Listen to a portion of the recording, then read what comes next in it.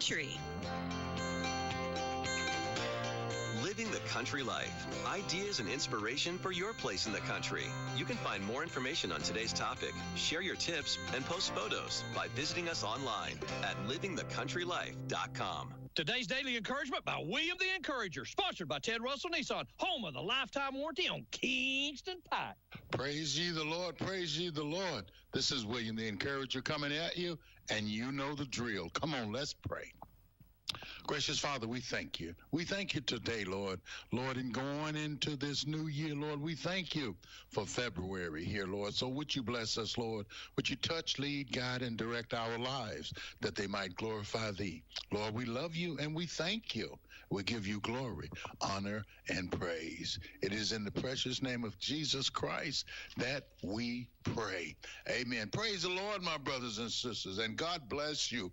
President's Day. On this Monday, it's President's Day. And you know what we're going to be talking about today? We're going to be talking about prayer. We're going to be talking about guidance because we want God to guide the president just like we want God to guide our lives. So come on, let's just get off into this because, you know, we need to pray for the president, as well as we need to pray for our sisters and brothers all over this world. And God says, seek ye first the kingdom of God and his righteousness, and all these things will be added unto you.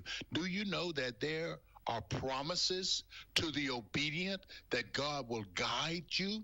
He says in Psalms 23:2, he maketh me to lie down in green pastures. He leads me beside the still water. Do you know that God will lead you into places that you do not know where you're going? God will lead you through trouble. God will lead you out of debt. God will lead you to love, in love. God will lead you if you will seek him. The Bible tells us in Psalms 5:8, it says, lead me, O Lord, in thy righteousness because of my enemies. Make thy way straight before my face. Brothers and sisters, if you'll seek him, he can guide you through that situation that you're going through. And we're just trying to encourage you today to let you know that you can make it if you try. You just have to have the right one leading you. Jesus has given us access. And if you seek him, you will find him. He will guide you into plain path. Are you tired of hitting brick walls? Are you tired of stumbling? Are you tired of just going just like that hamster around and around and around and getting nowhere? Well, why don't you let God lead and guide you? Because I don't know about you, but I'm praying for the president. I'm praying for you, my brothers and sisters. We all need to be guided into truth. We all need to be guided into a plain path. And you know, the president is going to have to make some big decisions. So what we're going to do, we're going to pray that God would guide this man into making decisions. Psalms 25:9 says, the meek will he guide in judgment, and the meek will he teach his way. We need to seek him for the president, not only for the president, my brothers and sisters. How about your family? How about your children? How about your mom and your dad? How about the people that are lost and undone? How about seeking God for them? Because God can lead them and he can guide them. You know, I love that Psalm, the 23rd Psalm. The Lord is my shepherd. Oh, what a mighty shepherd we have. All we got to do is just ask him to lead and guide us through the valley of despair, up and down the mountains of adversity, and he will lead you because that is who he is. He loves you. Now, he is a God, a good God, and he will do what he says he will do. So remember, there is a way out of your mess, and it's JESUS. Where can you buy a brand new Nissan with a lifetime warranty? Kingston Pike. Hey, folks, you're listening with Ted Russell Nissan. You heard it right. Every new Ted Russell Nissan comes with a lifetime warranty, and that's a long, long time. Ted Russell Nissan on Kingston Pike. Good morning and welcome to AM 1380 WYSH and Ask Your Neighbor. Ask Your Neighbor can also be heard and seen on our website, WYSHradio.com. And if you are in Anderson, Rome, or Morgan County and have Comcast cable, you can watch Ask Your Neighbor on BBB TV Channel 12. Ask Your Neighbor is the program where you call in and do just that. Ask Your Neighbor. Do you have a comment? Do you have a problem? Or do you have a question? Then call in and ask your neighbor. 865-457-1380 or toll free at 877-711-4005. And for those of you that might be listening or watching on the internet, you can email from our website, WYSHradio.com. Just click on the Contact Us button and email your questions. Now sit back and listen as listeners throughout East Tennessee and the entire world answer your questions on Ask Your Neighbor on BBB TV 12 and AM 1380 WYSH.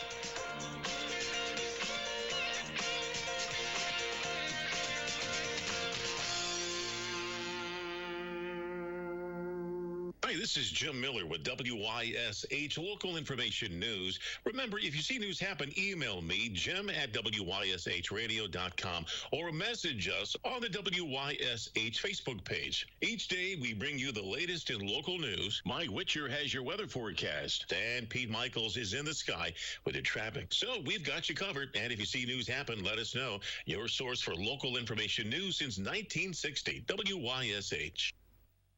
Good morning, everybody. It is Ask Your Neighbor. It's Monday morning, and this is the third Monday of the month, which means it's Queener's Corner. David Queener. Yo. How are you, sir? Great. How you doing, man? You know what? I'm doing pretty good today. So far, so good. Make sure your microphone. There we go. Now we're better. Now we're all right. Let me clear some things. All right, David's going to clear some stuff up from the other day. All right, here we go. What are we clearing up? I talked to you and had to hang up abruptly on you because my wife was calling for me to come pick her up, and I was pretty good ways from the front door. Yeah. And it was colder than crap that day. Yes. And I had to get on up her. I had to answer her to get on up her. I never called back. I understand. So as I'm coming home, I get a bunch of phone calls. Hey, what county office you running for? I am not running for county commission or any office at the courthouse. Let's clarify that up right now, okay? David is not running for any office on the county side. So I'm fine right where I'm at right now. So I want to clarify that and get that up. People thought maybe by me saying what I was saying, I was setting the groundwork to run for county commission. And I said, no, I'm not. I think our two reps have done all right. Yes, sir. I think we've got a pretty good county commission right now in general. So all I was doing was just saying, that I was just a little upset with what went on, but I think everything it'll get taken care of, and I'm not too worried about it either way. So, but you are going to run for your seat, yeah, your seat on city council. I'll go ahead and announce that now. I am going to run for election for city council. I think it's way too early to start talking about it because that election's not till November. Mm-hmm. There's a lot of time between now and November, so a lot of people's asked me and encouraged me to run, and I appreciate all that. And I'm going to run for.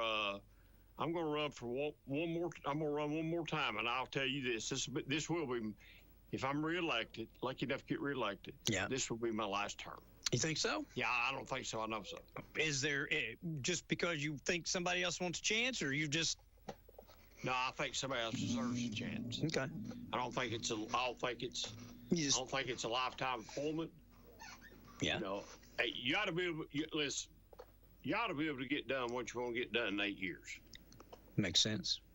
There's some projects coming, and when I sit down and talk to my family, and my son was the main guy that I wanted him on board more than anything. Yeah. When I sit down and talk to Josh and my granddaughter, I want my granddaughter on board with me. I want her to be able to help me, and my wife and daughter. Well, sure. I mean, I talk to everybody, and there's just some projects I want to see our parks. I want to see some of our parks redone. That's walking trails. things like it repaved and stuff like that. Yeah. And that's something that's coming down I want to see the Market Street project through. That's really making some great headway. They're pouring sidewalks every day as we speak. I've got some pictures of them right now. I saw it. And it's starting to shape up down there. I want to see us get that done. And I've got some news here in just a minute. I'll tell you about England. Ooh. Oh, wow, look at you. I'm making a note so I won't forget no, that, you won't though. forget. I'm going to, just as soon as I shut up about this stuff, I want to see us build that. I want to see us build a fire hall at the interstate. Yeah. I think we promised the businesses up there and the people up there we'd build a fire hall. I want to see us build that fire hall and take care of that and get us another fire hall. All that does by putting another fire hall on, another pumper on, help ISO ratings and get our insurance ratings down even more. And for folks that don't understand ISO stuff, I don't understand that a lot to talk about it. It affects your insurance, and it basically what level we're at right now. And I think we're at a level 3 right now. Mm-hmm. Man, it saves you enough money probably to pay your city taxes. In the city, it sure does. To pay your city taxes. It would. Because out in the county, I don't know if it's a 7 or 6 or 5. I don't know what it is, so I don't really keep up with it like I used to. But I want to see us build that fire hall up there and do those things. And I want to be able to help Kelly Johnson at City Schools. If she's got anything else we need to fund over there, I want to be able to help her out. So that's what's in the next 4 years. We've done a lot this past 4 years. And so sometime July I'll kick off. It's right after that I'll kick off. You got a little room. You got a little time. Go ahead. I was just going to say, what do you know anything coming down the pike with the schools? They got any long-term? I don't know anything. I just want to continue on to make sure we help them in any way we can, and we've done that. We have when I went on school board, the relationship between school board and city council was non-existent. Mm-hmm. Okay? Yep. You had this side over here pulling this way, and you had this side over here pulling this way. Yeah. So when I got elected, I told the mayor, hey, I'm going to try to bring these two sides together if possible. And there were some things that come down the pike that the city wanted to do to help the school board. It was just getting the school board on board, and it was going to save the school board money. And I helped along with some other people. Mm-hmm. We got that worked out. And now it's went great. Like SROs, the city wanted to do this, the school didn't want to do this. Finally got it done where the city was paying for all that before we got a grant to pay for every SRO we got today. Anyway, that's statewide anyway. So like we use one auditor, they use a different auditor. Saves money if we can use the same one. So just trying to get everybody together and talk, and then the city started putting some money in a fund that if we needed to pull out, we could pull out to use, or we could let it just build up like a savings account. And after it got a certain amount, we could pull it out, and we did that a couple of times. So use it to build the new buildings and stuff. Well, we built 2 additions of them. Mm-hmm. We borrowed money on one, and wound up not having to use hardly any of it because we paid for it. That's good. And we built to South Clinton, and we paid for it. So we built 2 additions on at Clinton City Schools, no tax increase, no nothing. And we used our funds to do that. And then what goes on with Kelly Johnson and Roger Howe probably are on the best terms that they've ever been on. Not that they were ever on bad terms, because they were not. And Kelly Johnson is probably the best spokesperson that the city of Clinton has, because when she speaks highly of Clinton when she's out speaking anywhere. And she speaks everywhere. Where she goes, people want her to speak. So she's really a good school superintendent. I mean, I think the world over. I think everybody should know that by now just by listening to me. Sure. And I got to play a major part in that role of getting her in a position that she's in. Did you find it unusual? And I think it's like this in all government. Here you've got the school board, and then you got city council. duplicating things, costing both of them more money than if they just combined together. I think, did that surprise you when you found that out? Yeah. But you got most of it fixed? Some of it. Yeah, that's good. Saves us money, makes us money. Yeah. All 9 yards. It's weird. Government don't know what each hand's doing. Back when the mayor and them first went in, 09. City council's savings account was practically nothing. Mm-hmm. City school boards was practically nothing.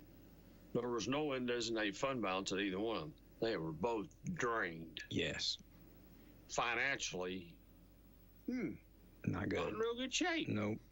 So city council worked really hard, and this is before me.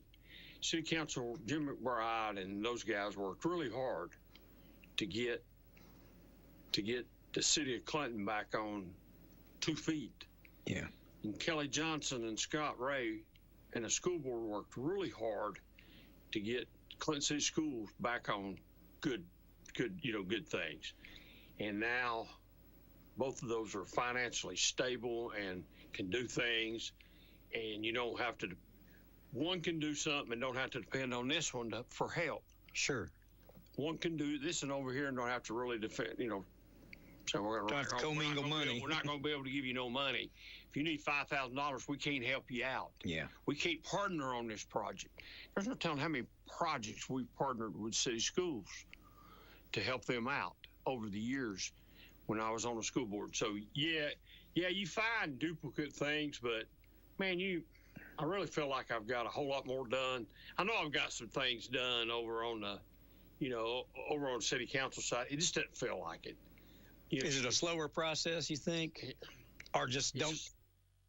It's just a little bit different for some reason. I don't know why, but, the form of government we got, the mayor has zero power. Yeah.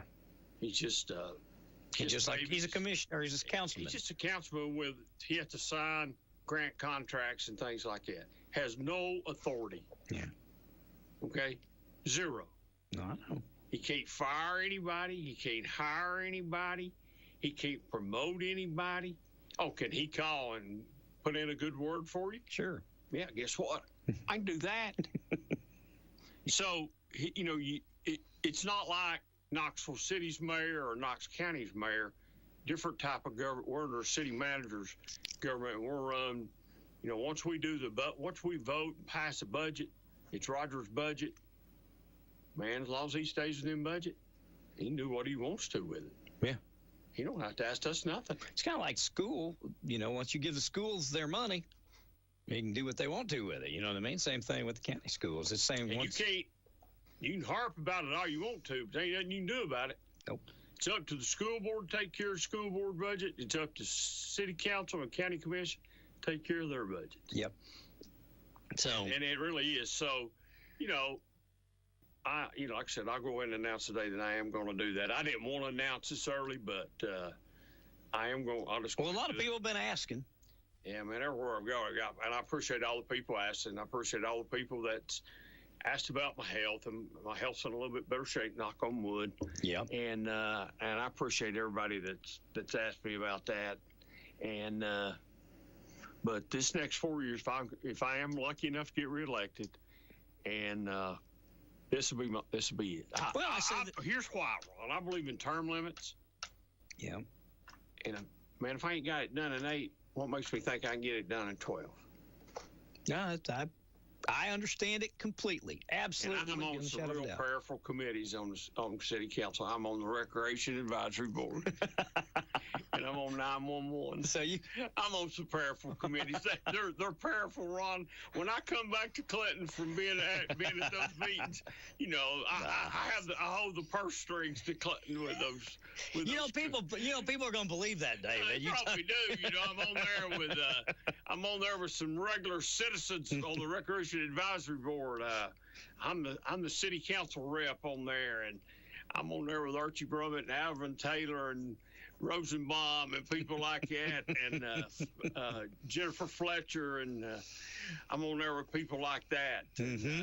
We meet once or twice a year, and 911 does meet about every 3 months, and I'm on there with I'm going to get you over to talking about 911 here in a little bit. We're going to talk about I'm on 911. I'm on there with the fire chief and Captain Bailey and Rick Scarborough and retired fire chief Archie Brummett and myself. I've been on it for a little while. I'm not the city council. We don't have a city council rep on 911. I'm just appointed to that board. Okay. Tell us what you were going to tell us. You mentioned South Clinton earlier, and I know that. Me and you started a couple months, maybe when you come up with this idea, hey, won't you come up here and have a talk show? Yep. You talk about whatever you want to talk about. True. I thought, wow. And really I talk about the same thing me and you talk about all the time when I come up here just to horse around. But anyway, you meant this is just like me and you having a telephone conversation. It is like us having a telephone conversation. We can do the same thing on the telephone. I wouldn't have had to get out of bed this morning. Exactly. So some people asked me about the old Magnet Mill site. Okay, since we talked about it, it's been sold. Okay. Not just part of it, all of it. All of it. Okay. I'm told all of it. I can't tell you the name, but I'm told one person bought powder it. coating. I'm told one person bought it all. Okay. So that has been sold. Okay. Privately, folks. Doesn't belong to the city. Privately. Okay. So we talked about Ingalls. Yes. And people said nobody can get Ingalls to do nothing. Here we go. Okay. You're right. Nobody can get Ingalls to do nothing. I can't get Ingalls to do anything. But I didn't realize until I got to talking to somebody that I had an inside source maybe at Ingalls. Shut up. Really? Okay. So I just asked about it. Okay. The plans with Ingalls is still to build a super Ingalls in South Clinton. Shut up. Really? And I didn't realize this. I have not, you might know all about what I'm fixing to say, and that's great if you do. I'm told Rural King has been desperately asking about Kmart knocking down the Kmart building, and Ingalls won't budge on it because they're still going to build a super Ingalls in South Clinton. Well, I guess now, that's good news. I don't know when or anything like that, but I do have a source. Well, I have an inside source I do have one. I'm not going to reveal who it is. Nope, you don't need to. If somebody knows me and knows who I'm associated with, they probably know who my inside source is. I didn't even realize it. Well, I don't know who it is. I didn't realize it until I made. And here's. Do I know him? Probably. Okay. Because I don't know who it is right offhand. Yeah, you know. Okay. And see, I knew about the Rural King. I knew about that. When I got off here one day, he called me. My buddy did. Yeah. And said, hey, you didn't realize that I got this at Ingalls. And I said, no, I forgot all about that. Well, there you go. So that's good news. Say that Ingalls is going to build tomorrow, I cannot say. But I intend on asking this person to ask this other person if he might could find out if it's, hey, is it on the calendar for the next year, 18 months, or what? So it is still on their calendar to do. Yes, there's still some conflict between the Ingalls family, between the brother and the sister. Yeah. One runs one entity, one runs the other. Okay. It's not as bad as it was, maybe. Okay. But there's still some plans. But once again, Ingalls privately owned. Well, you've delivered more today than we've had delivered in the last 10 years. I didn't know anything about Rural King. The only thing I knew there was a church that had tried to buy the Kmart. Mm-hmm. Desperately wanted it bad, and they wouldn't sell it to them. Yeah. West Faith Promise, wasn't it? I think so. Yeah. I think so. And that's why they ended up at the shopping center. Shopping center.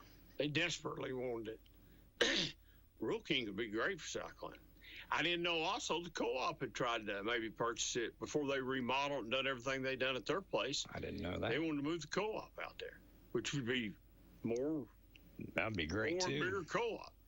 Yeah. So that would have been great too. So Ingalls has still got plans. I heard too at one point Aldi's was looking. Of course, Ingalls isn't going to sell to Aldi's, but I heard that they were looking for places in South Clinton, and then also between Clinton and Oak Ridge down toward where I live. Store, IGA used to be out in South Clinton. It's out of business now. Oh, yeah. So there's a building that would probably fit the Aldi's mode out in South Clinton.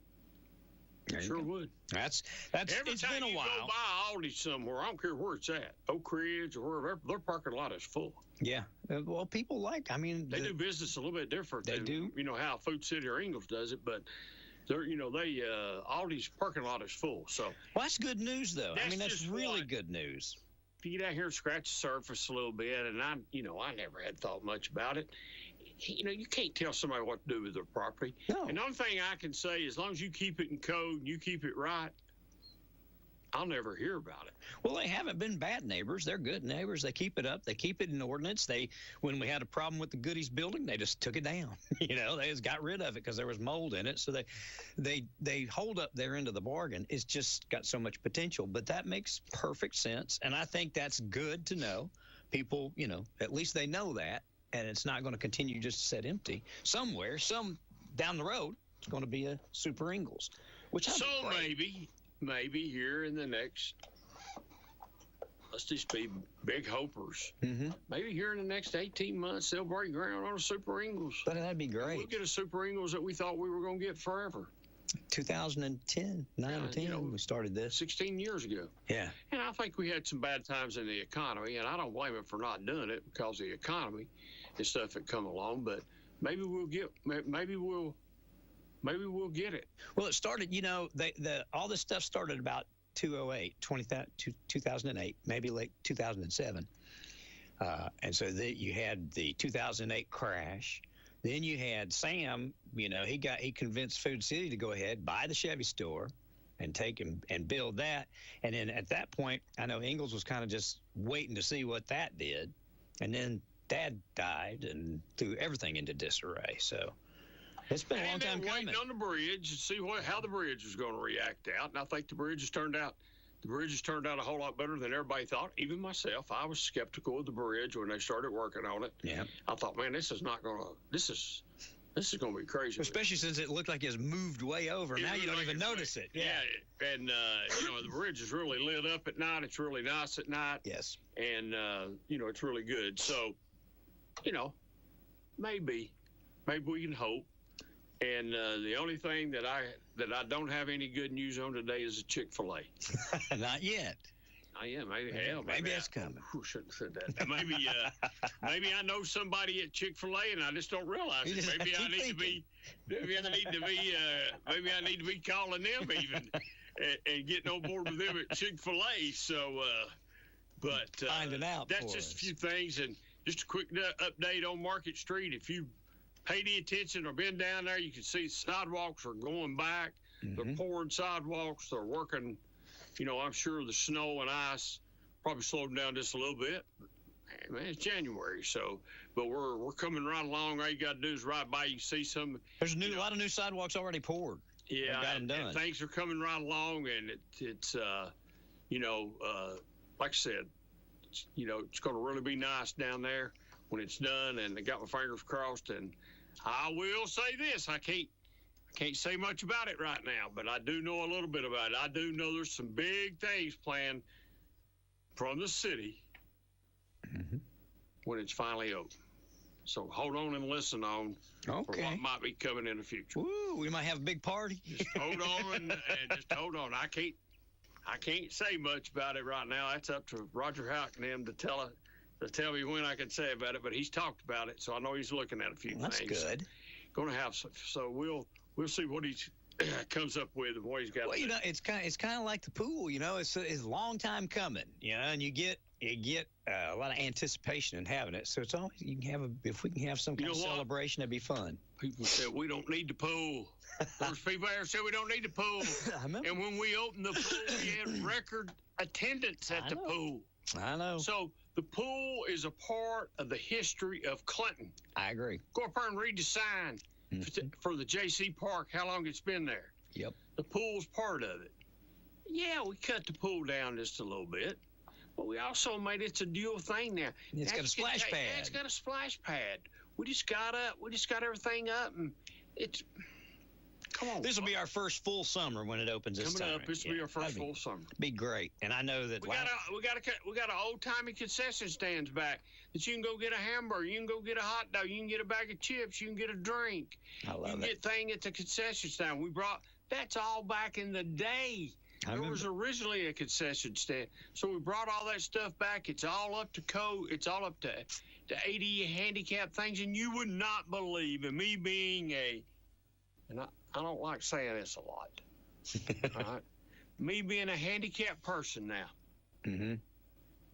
you would not believe the places that I cannot get into because they're not handicap accessible in 2026. Really? Yes. Do you have an example off the top of your head? Yes. Tell me. I was in Knoxville at a paint store.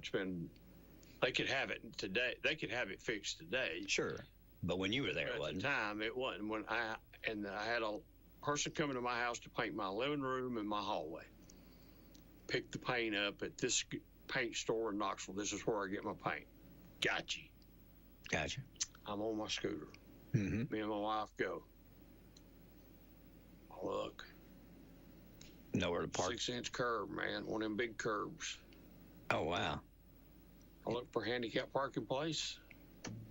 Don't even see one. I look for a handicap entrance.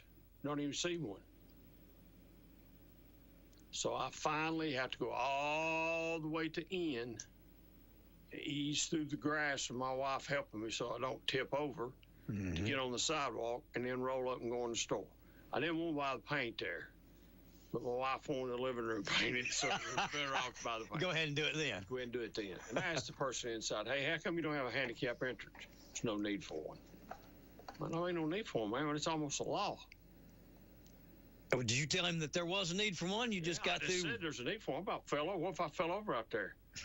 You know what? My attorney would be contacting you. You know, turn a wreck into a check. David Queener on the scooter. Well, I'm glad you didn't wreck. I didn't wreck. I didn't fall. And maybe they'll fix it. Fine. I've not been back to that store since. And if there's not a handicap place for me to roll up on, I won't go. And then these people that want you to come in their business, and the door is here, but the handicap entrance is a mile down the road. Yeah.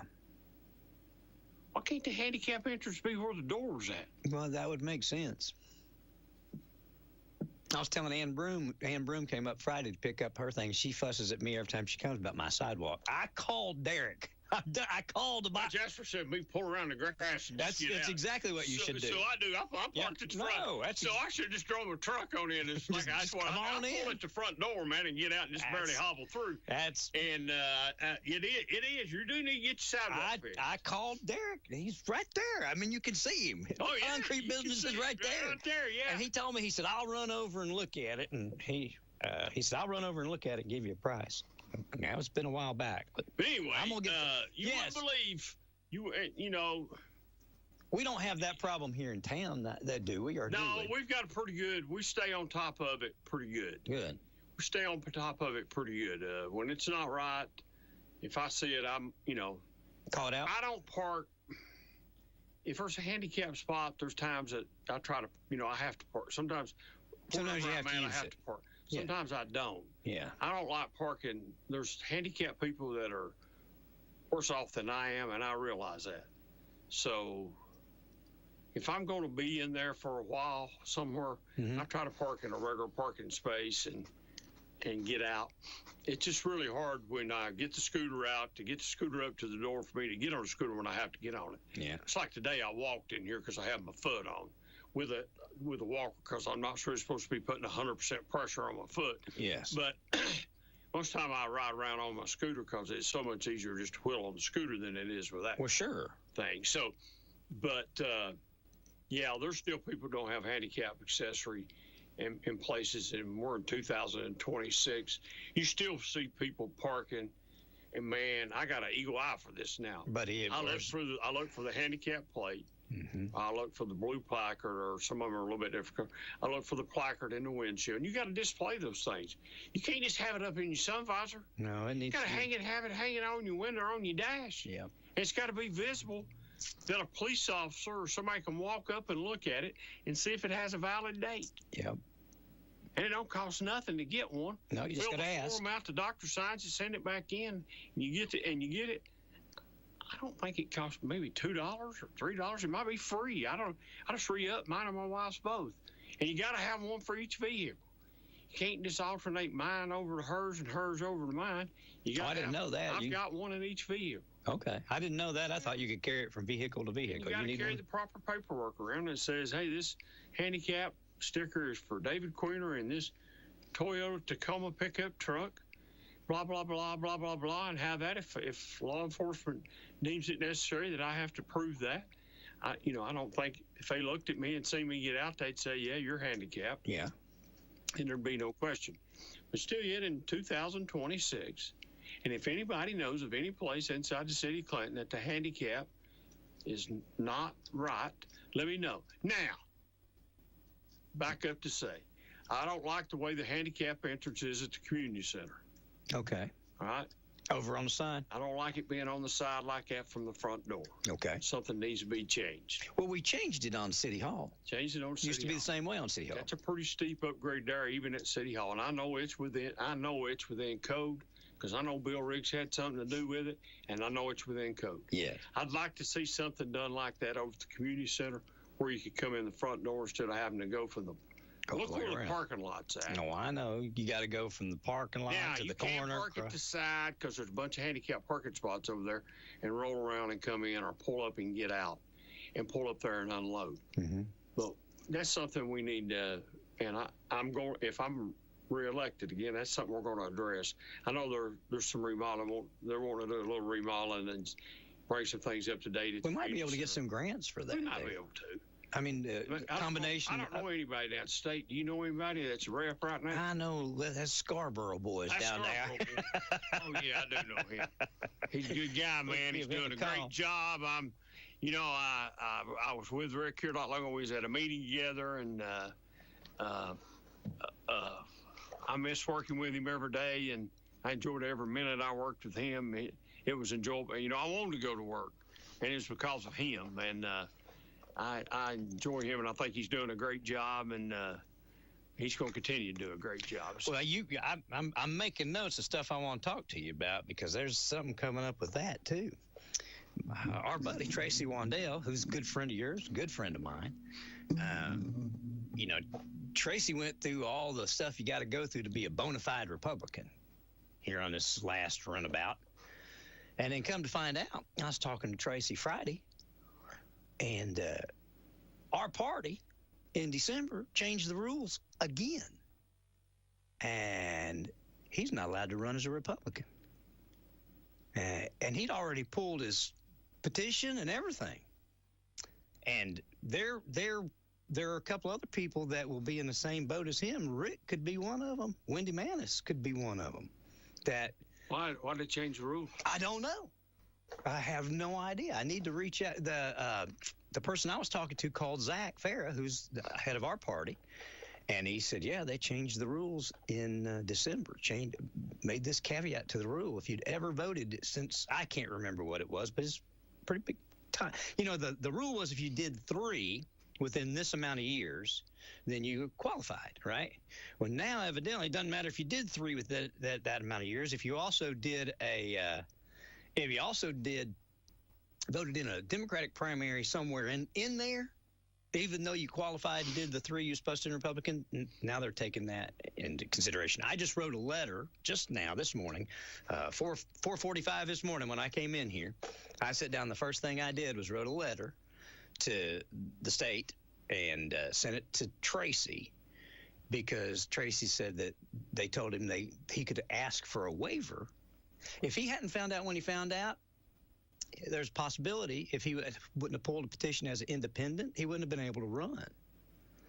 And so we've got to do, the Republican Party, for one, we've got to do a better job communicating whatever changes that we're going to do. The mayor is the head of the state election. I shouldn't say she's the head, but Scott Golden's the head, but she's part of the state party. So hopefully the mayor will know.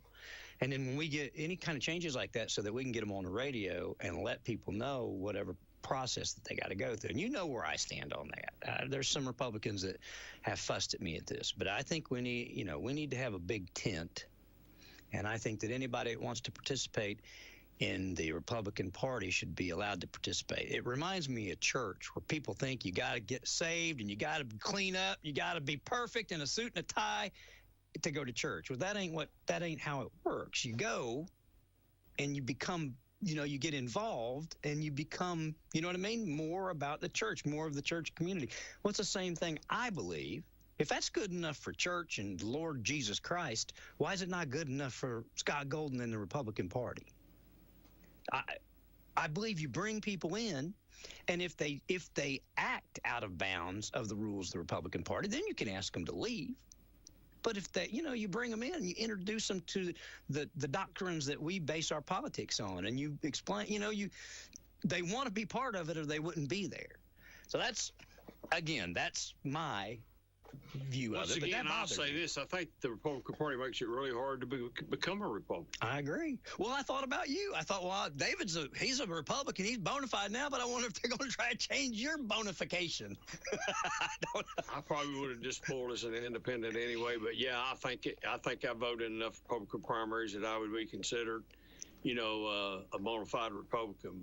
But you and Tracy are two. I guess if they change the rules, if Tracy's ineligible and David's ineligible, probably. I don't understand.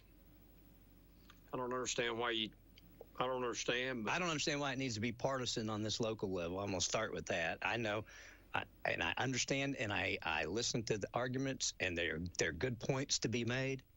Again, I just think a bigger tent. The more people that you have, the better off that you are. The strong, there's strength in numbers, and the party worries about being infiltrated by Democrats or whatever. I mean, that's a long way to go to get somebody in the party, and then they're going to change the party, and then they're going to get people to vote against it. It's not like that Tracy wanted to become a Republican and then run for chairman of the Republican Party. He's not asking for that. No, and he didn't want to become a Republican to change the way the Republicans do business. He's like a lot of folks, a lot of Democrats that I know, where the party's moved away from them. They didn't move away from the party, but they also don't agree with a lot of the stuff that the party's forcing on Democrats these days. And where else do you go when your party walks off and leaves you? Where do you go? Well, you go to the other guys, and that's what a lot of people have done. And to come to the other guys, you got to believe in our stuff and do what we say. And I think he even signed that pledge. There was a pledge they asked you to sign. I think Tracy even signed the pledge, vowing loyalty to the Republican Party. So that bothers me. They need to fix that. I give them the width and breadth and leeway to fix it, but they need to get that fixed. I'm glad that there's a waiver process. I didn't know that till they told me last night. And like I said, I wrote a letter this morning and sent it to them, so I hope it helps and that they can get that fixed. But I was going to add, because we need to check with Rick and have him make sure that his ducks are in a row for when he runs for re-election. Because, he gets in there 14 months and he's running again. You know what I mean? Every 24, you got to run. So it's about he's up for re-election coming up this year. Geez, Louise, already. Yeah, he'll be up. He'll be running, and he'll be on the ballot in November. Yeah, he sure will be. Things need to check on. But like I said, I don't. Man, I know you're a Republican, and I have been a Democrat. I understand. I don't consider myself really a Democrat today. Because like you said, I think the Democrat Party, they just didn't leave me. They ran away from me. I agree. I know. And I don't agree with some of their tactics and how they're doing things. And, I don't agree with all the tactics that the Republicans do neither, but I agree with a lot of them. Right. But when I look at you, I don't look at the R in front of Ron. Exactly. I look at Ron. I know. I look at what can Ron bring to the table. And I know we've talked about you running for county commission or school board, and I'd vote for you for either one of them. Thank you. I sure would. And I'd put a sign in my yard, too. Well, thank you. I would do that. I might have you sign a petition a little later. Well, I'll sign it. And I've told you I'd do that. Yes. Thank you. So, but I don't look at on the. I really don't even look at it on the federal level. Looking at, like Burchett and those. I don't know that. Do we have to have an R and a D? Do we not just vote for the?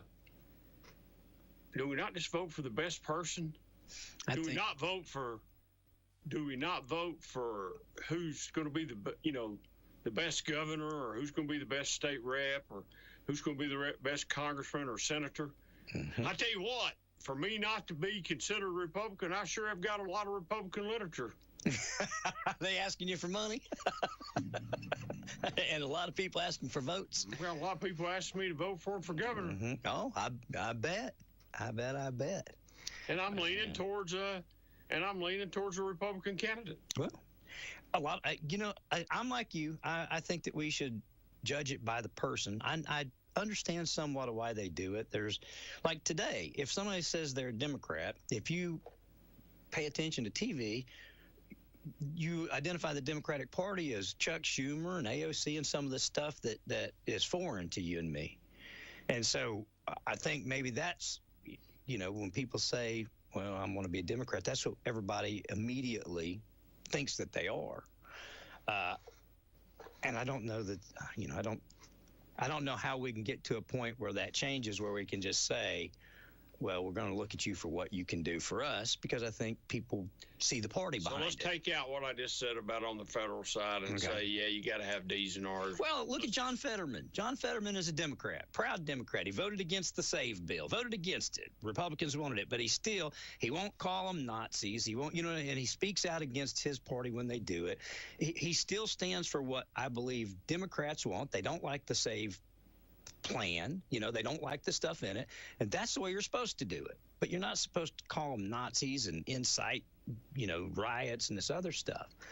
And so, but still, he'll get, if he got primaried with a Republican there in Pennsylvania, a good Republican, he might get beat. I don't know. Well, Dr. Oz didn't beat him, so if anybody was going to, I would have thought he would have. But that said, I just, you look at him and he's doing it wouldn't hurt my feelings for him if he continued to be the senator. I don't agree with him, but he does what he thinks he should do as a Democrat, and it's not any of this foolishness. Well, he didn't like the bill. He voted against the bill, but then when it comes down to it, he does some of the right things that the bill does. Yeah, exactly. He does, Yes. Rick Scarborough didn't want vouchers because his people back here didn't want vouchers. But when it come time to vote for the whole package, he voted for the whole package. Yeah, he done what was right. He wasn't going to vote against the whole package just because of one item. Yes. He let his constituents know. He done more than the other guy. He supported his constituents back here. He supported every school superintendent here, and he said, "I'll vote no on this." But when it comes to the floor as the whole package bill budget, I'm a yes vote. Yes. Because if it's already passed in committee, it's going to pass on the floor anyway. There's nothing you can do about it. So he done what he said he would do. And I don't think Kelly Johnson or Dr. Parrott thought that Representative Reagan or Representative Scarborough could go down there and change that body's mind on vouchers. But they just wanted to be heard. That's all they wanted, was somebody to carry their voice to I was told the three school superintendents have a meeting with our new state rep. We've never had that. That's last year. Oh, wow. We have a meeting with him so we can talk to him about this voucher stuff. Well, that's great. But after Rick voted for all the other stuff, I never heard Kelly Johnson say one word about it. Nope. And there's not a bigger opponent of the voucher system than Kelly Johnson. I understand. Okay? But she wanted somebody to hurt. Yes, that's what I'm saying. Instead of being told, shut up, I'm going to do what I want to do. People, they understand. We're pretty reasonable. They understand that they can't go down there and flip a switch and make the state legislature do exactly what their constituents want all the time. But we, constituents, want to feel like were getting represented. They at least need to hear from the people here, and so that's what was lacking, and that's what Rick has, accomplished. At least he didn't, couldn't get them to change their mind, which, me, I like vouchers. That's okay with, but it's okay that Kelly don't. I respect, but the bottom line is he went down and delivered the message and said, hey, I'm not going to vote for this because my people back home, this is what they want me to do. And that's all it took. I don't think she expected magic, him to be able to change everybody's mind, but she wanted them to hear from the teachers and the people, boots on the ground folks that are doing it here in Clinton. So, and we were lacking that in our last go around. So, and I think Rick's done an excellent job, and like I said, I'll support him again. I'd support him. I don't care if he done a bad job, I'd support him. Just say that because I'm that good of friends with him, and I've known him since he is 8 or 9 years old, and I think the world of him, and I think he's doing a fabulous job, and. I've texted him 2 times since he's been in office about being in office. Both times he called me. Just, you know what I mean? He read my text. Instead of texting back, he just picked up the phone and called me. Heard whatever I had to say and took care of it. So that's all you can ask for. That's all you can ask for is conversation, an ear, and then deliver the message to the powers that be. So you know what, though? But it makes you feel like when you call him and he returns your call or he returns your text. Yeah. Ever how you're communicating with Sure. him. And he tells you he's going to do something, you don't worry about it. Nope. It's done. You go on. You go on because you know he's going to do it. Mm-hmm. And most of the time he'll call you back and tell you, hey, here's what. He was honest with you. You said asked him something, and he said, well, I didn't really get to do that. Yeah, I asked him to do so. I sent him a text and asked him to do something, and about 2 hours later it was done. And I sent him a text and said, thank you, man. That was fast. And he called me and said, if I was a really good politician, Ron, I'd go ahead and take credit for that, but I didn't do it. Yeah, but it got done. So he was honest, but it got done anyway, so it's all that matters. So. But, yes, he calls me and talks to us, yeah. So, giving people a voice goes a long ways. Well, that's all. Just listening to people. That's, and it don't matter. It don't matter what it's about. It don't matter whether it's about your garbage or whether it's about a chicken or whether it's about a curb or a sidewalk, or it don't matter whether you're mad at a police officer, or it don't matter whether this didn't happen or that didn't happen, or whether you're mad because the city didn't get you leaves fast enough, or it doesn't matter. If it's upset you, then it's upset me a little bit, and then we can, maybe on our end we can do a little better job. And sure. I think all our departments do a great job anyway, but when people's upset about them, I hear about different things than what Rick hears about. You hear about chickens and leaves. I hear about chickens, leaves, and garbage, and speed bumps, and speed bumps and stuff like that. But now that we have I'm gonna say we have a chicken ordinance. Well, we got a chicken ordinance now. And we have an ordinance on speed bumps, what people in communities have to do. Yeah. And it has to be community driven. Yep. And then we look at it, and we've put a few speed bumps in since then. The speed bump talk has died down. I'm not saying it's went away, but it's died down. Like, people really complaining about them. Now you really don't hear the complaints as much as you used to because we have a process. Yeah. There's a process after you've had them put in, if you want to have them taken up, that you can go through. So, but that's the way that was a pretty easy fix to say, here's government's supposed to work. Yeah, you went and you put together a plan and said, here's what we'll do. If you guys get this number of percentage in this community that want it, you turn it in, then we'll take and consider it. You got to have somebody in that community that's going to bring so many signatures in and all this, and then you got to go through the process. We go through our process of, we decide if it's worthy. We decide where they go, not the neighborhood. The neighborhood might want one right in front of your house.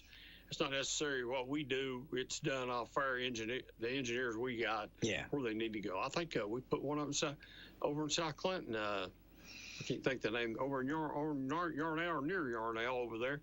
There's a couple over there now. So we have done that, and a couple other people has applied for some. I don't know what the status is on them. I don't Yeah.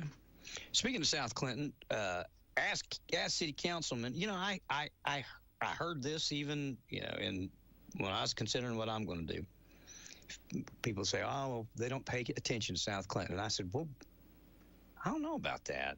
I mean, you got a Spire Park over there, and if you've been, I mean, South Clinton's had a little bit of a facelift, and I know that ordinances have been passed so that when things are built, they're going to be built to standard, or even change hands. Yes. Oh, change hands. I didn't know change hands. Okay. Yeah.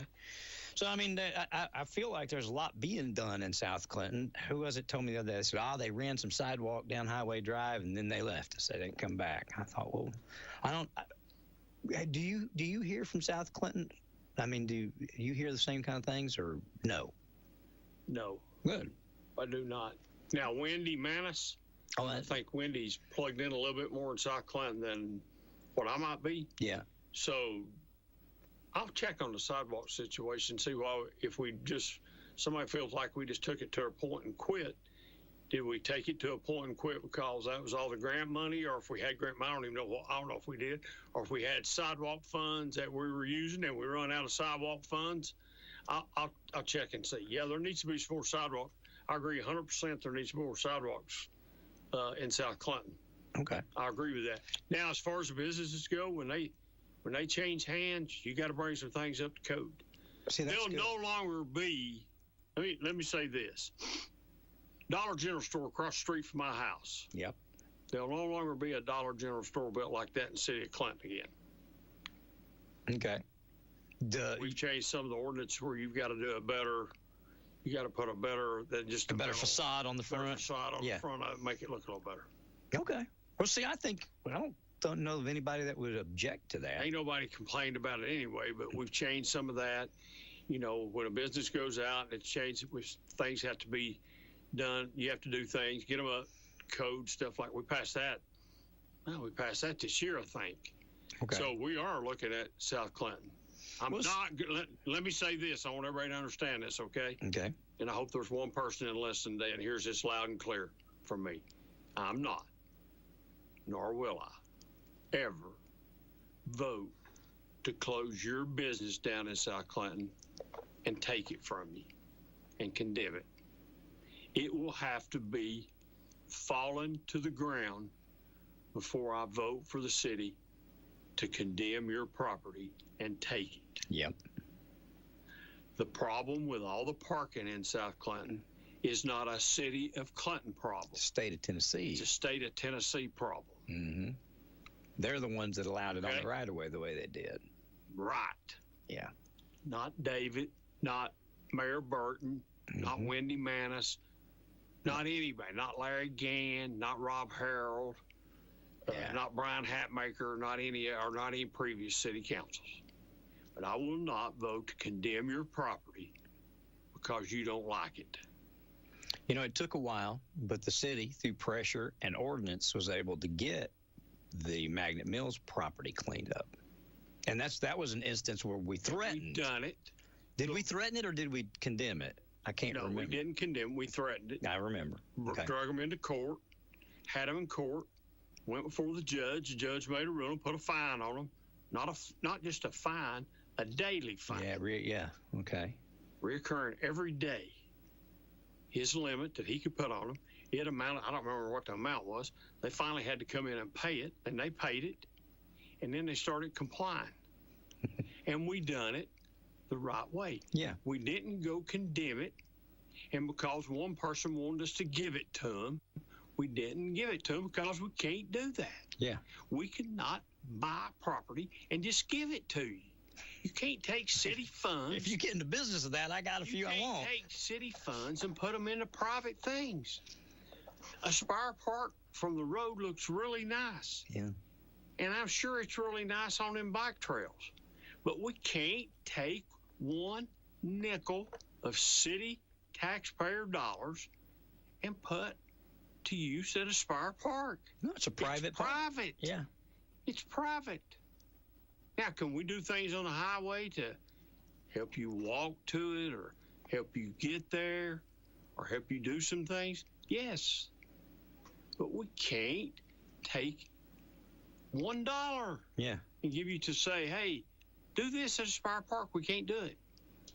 Yep. We have nothing to do with it. We don't do the day-to-day. First of all, we're not in the restaurant business. Yes. Run a full-time restaurant and catering bit, or where you know. Yeah. We're not in that business, but we can't do it. It's not our job. We didn't build it. Yeah. No, I agree. We got parks right now we're struggling to keep up with and to get them up to date, and we're doing that. But let's take care of our own stuff. Yeah. I got you. Take care of your stuff. We'll take care of ours. That's it. We'll get and I'll find out about sidewalks. Well, that was something that said to me last week. I'll ask. You mentioned 911 earlier. We were talking. Did you hear Did you see the lady on county commission whose husband passed away? We've talked about it. Me and you talked about it the other day. Yeah. What do you think? What do you think needs to be done, or do you want to even weigh in? Well, I weighed in the other day. It's really a tragedy. And if it was at the city, I'd probably be livid. I'm not saying I'm not living now, but it's not. I don't really have a call in it. Mm-hmm. Do I have a say in it? Yeah, I have a say in it as an Anderson County citizen. I live in Anderson County. Just because I live in Clinton don't mean I don't live in Anderson County. You know, well, some people won't realize I do pay county taxes. Yeah, I just know. paid them. I know. So I pay city and county. I get double whammied. Mm-hmm. That's beside the point. That's okay too. I think it's a tragedy. But let me reiterate something. And I said this the other day to you. I might have said it with a little bit more oomph behind it. If something happens to me today, while I'm sitting in this chair, I hope and pray to God you call Anderson County EMS. Yes. And I hope and pray to God that the Clinton Fire Department responds. I did tell you that the first responder program, only from what I understand from watching the meetings the other night, is no longer in effect. There are cities and volunteer fire departments that's still doing the first responder program. We've got ours, right? We still are doing the first responders here in Clinton. Yeah. As of today. Yes. We're no longer tied that we have to do it, but we're still doing it. Now, is it a big expense, or do you know? Oh, I'm sure it is. Okay. We're not running a small vehicle. We're running a big red fire truck. Yeah. When Clinton first responder comes out. When we roll with a big red truck. You all came to my house. We roll with one person. We roll with two or three. Tracy and I went to the mountains this weekend to get away. About 11:30 at night, my phone starts blowing up from my security system saying my house is on fire. I'm like, holy cow. My stepdaughter was cooking. And I told the people with the security, Tracy was talking to Demi on one phone. I had security company. And she was like, I just got smoke in here and it's causing the alarms to go off. All right. So I told him, I said, no, it's just my stepdaughter. But the firemen, they rolled. They came down there. I was looking on my Ring camera, lights everywhere. Now, they checked on her, made sure everything was okay. I wish we had the personnel not to run the big red fire trucks and we could run like a crash truck or something, a smaller vehicle. But we don't have the personnel to do that. Now, what's the difference in when they go to get in the fire truck versus going to get into a small crash truck? Well, you don't take the fire truck. If you put whatever it takes, you need two people to go in a crash truck. That most of them have three on a company. Yeah. That would just leave a driver for the fire truck. And one person can't do anything. If they roll to a fire, he can't do nothing by himself. There's nothing he can do by himself anyway. Okay. So, it's a staffing situation. We roll the truck. It's been I know a lot of people that are very thankful. Mm-hmm. Me one. I listened to a guy speak at city council. You know, he thanks Clinton Fire Department for saving his life. And it's happened a lot. You know, the fire departments are a little bit quicker than EMS sometimes because EMS could be coming from Oak Ridge or Oliver Springs or anywhere. Yeah. You don't really know where they're coming from. But I'll reiterate again.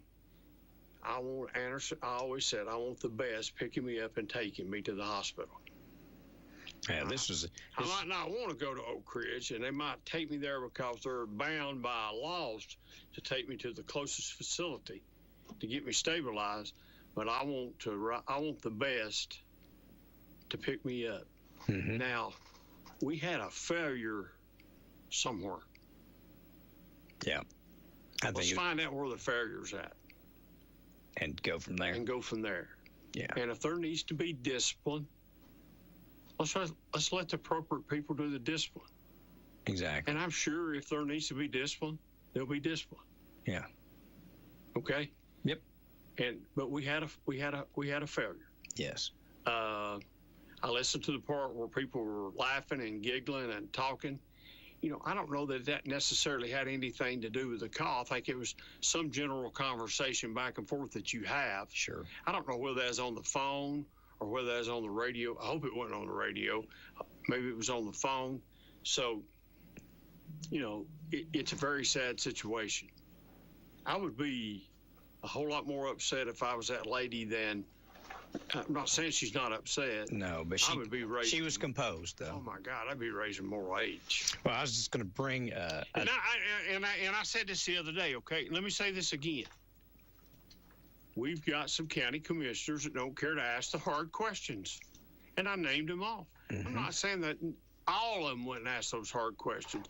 Those are just the ones that I know that have asked hard questions recently and don't care to ask hard questions. I have all the faith in Tim Isabel and Robert McCamey and Denise Palmer and Miss Beauchamp and Foster and, who am I leaving out? Tracy. Tracy Wandale. When you start naming one or two, you lose somebody. Yeah, I'm saying all of them. And I just know I know some of these people on a little bit more of a personal level than I know the others. Mm-hmm. I know who they are. And I don't know the McNabb boy. I know the McNabb boy's dad real well. Yeah. I know who he is. I'm sure they're going to ask the right questions, and I'm sure they're not going to just sweep it under the rug. No. I'm sure it'll be the right things. And I feel confident with Tim Isabel on top of it and Robert. Man, what better person to ask than Robert Camey? Yeah, he was here at the beginning of it. He's here for 20 plus years, I think. Yeah, run it. Ran it for 20 plus years. Yes. Knows all about it. Yep. Sure, he'll tell you, he'll be the first one to admit it's changed today, but he still knows all about it. Yeah. He still knows he could run it today. Robert could run it today. I'm sure he could. So I feel like they'll ask the right questions, they'll do the right thing, and we'll get it straightened out. Commissioner Isabel had an idea of basically having first responder trucks for your volunteer fire departments where they could run a first responder to get out, before EMS, very similar to what the city does and some other municipalities, and have that for the county. He said it would be a lot cheaper than trying to get, fire trucks and everything else. Oak Ridge used to have a program, and I don't know if they still have this program or not. Okay. Oak Ridge used to have a program where they had little trucks or stuff, and firemen drove them home, and they were on call. Okay. And they could be mowing their yard, and they'd be a call, and they'd go jump in their little truck and go to the call. Okay. For extra personnel. Maybe that's something that, you look at giving each fire department a vehicle, mm-hmm. stocking it up, and they just respond in that vehicle, and they take it with them. If they're working, they drive the daggone thing to work. Sure. They're on call, and they work it out with their employer. If we get a call, we leave. Yeah. We have to leave. And that's what, I can't remember what Oak Ridge used to call it, but Oak Ridge used to have it. If they have it today, couldn't tell you and don't know. They used to have it a long time ago. Yeah. Well, it sounds like a good idea, especially when we're dealing with rural areas. So people will say, all right, how come we don't have first responder agreements anymore? And how come you're not held to that? Before, they had this plan. It's going to take 10 years to buy everybody a fire truck. Yeah. Or we give them the equivalent of the money so they could go out and purchase the truck. Yeah. And they done that. Yes. At the end of that time, they done away with it. And was that part of the first responder program? Part of tied to the first responder program that I understand. Gotcha. I might not be telling it exactly right. Yeah. Somebody else might know better than me. But I was told the other night that there's no longer an agreement that ties cities and volunteer fire departments to the first responder program. I think Nathan Sweet even said that. Well, most of those departments are still doing it anyway. Good. And I know we are, because I hear the truck roll all the time. Yes. And I know they're not going to all fire calls. I know it's rolling to medical stuff. And, wrecks, we're the first one on the scene at the wreck. It's invaluable it's if you need right it. Here. And the way our stations are put out here, it's really close to where they can be right there on top of them. So it really is a good program, but it is a huge expense for the city. Well, and it is for volunteer fire departments. It's a huge expense too, because somebody's got to pay for their gas. yeah. That's why Somebody's got to pay for their wear and tear on their vehicle. I didn't think about it, but yeah, if you put another vehicle in it, you've got to staff that vehicle, and you've got to staff it as such that if there is a fire while they're out here taking care of a heart attack, you still got people to go put out the fire. So when you look at a volunteer fire department, I mean, like, we've got 3 fairly brand new pumpers. Okay. Yeah. And then we have 2 or 3 backup trucks. Okay. Does a volunteer fire department have a brand new truck, or are they running on all used stuff? You know, so they might take their best piece and have to run it, but if they have a fire, what they've got over here is not as good as what is on the scene of a first responder. So they got to decide what they do. So they have some big decisions. Being a volunteer, running a volunteer fire department, I don't think it's very easy. Oh, because you're always need money. Mm-hmm. It's no different than a city volunteer fire department. Sure. City, it's why they got a budget.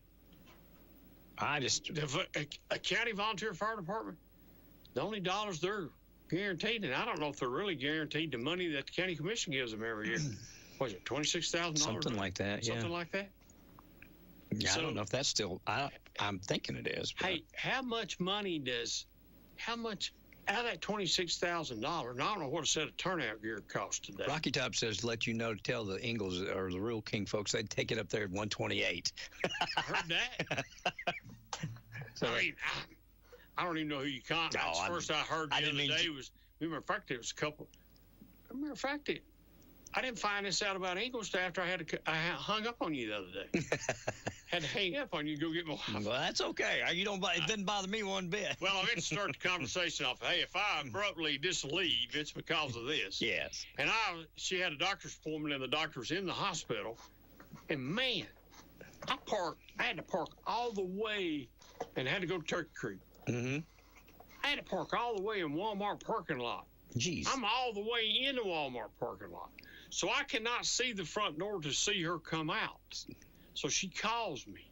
So I have to go all the way from there and fight through what traffic there is to get all the way over there. And that's why I just had to say, hey, I got to go. No, I don't blame you. And answer her call, and I had to get her picked up. And I just never called back because I figured you ended the program shortly after that anyway. It wasn't too long after that.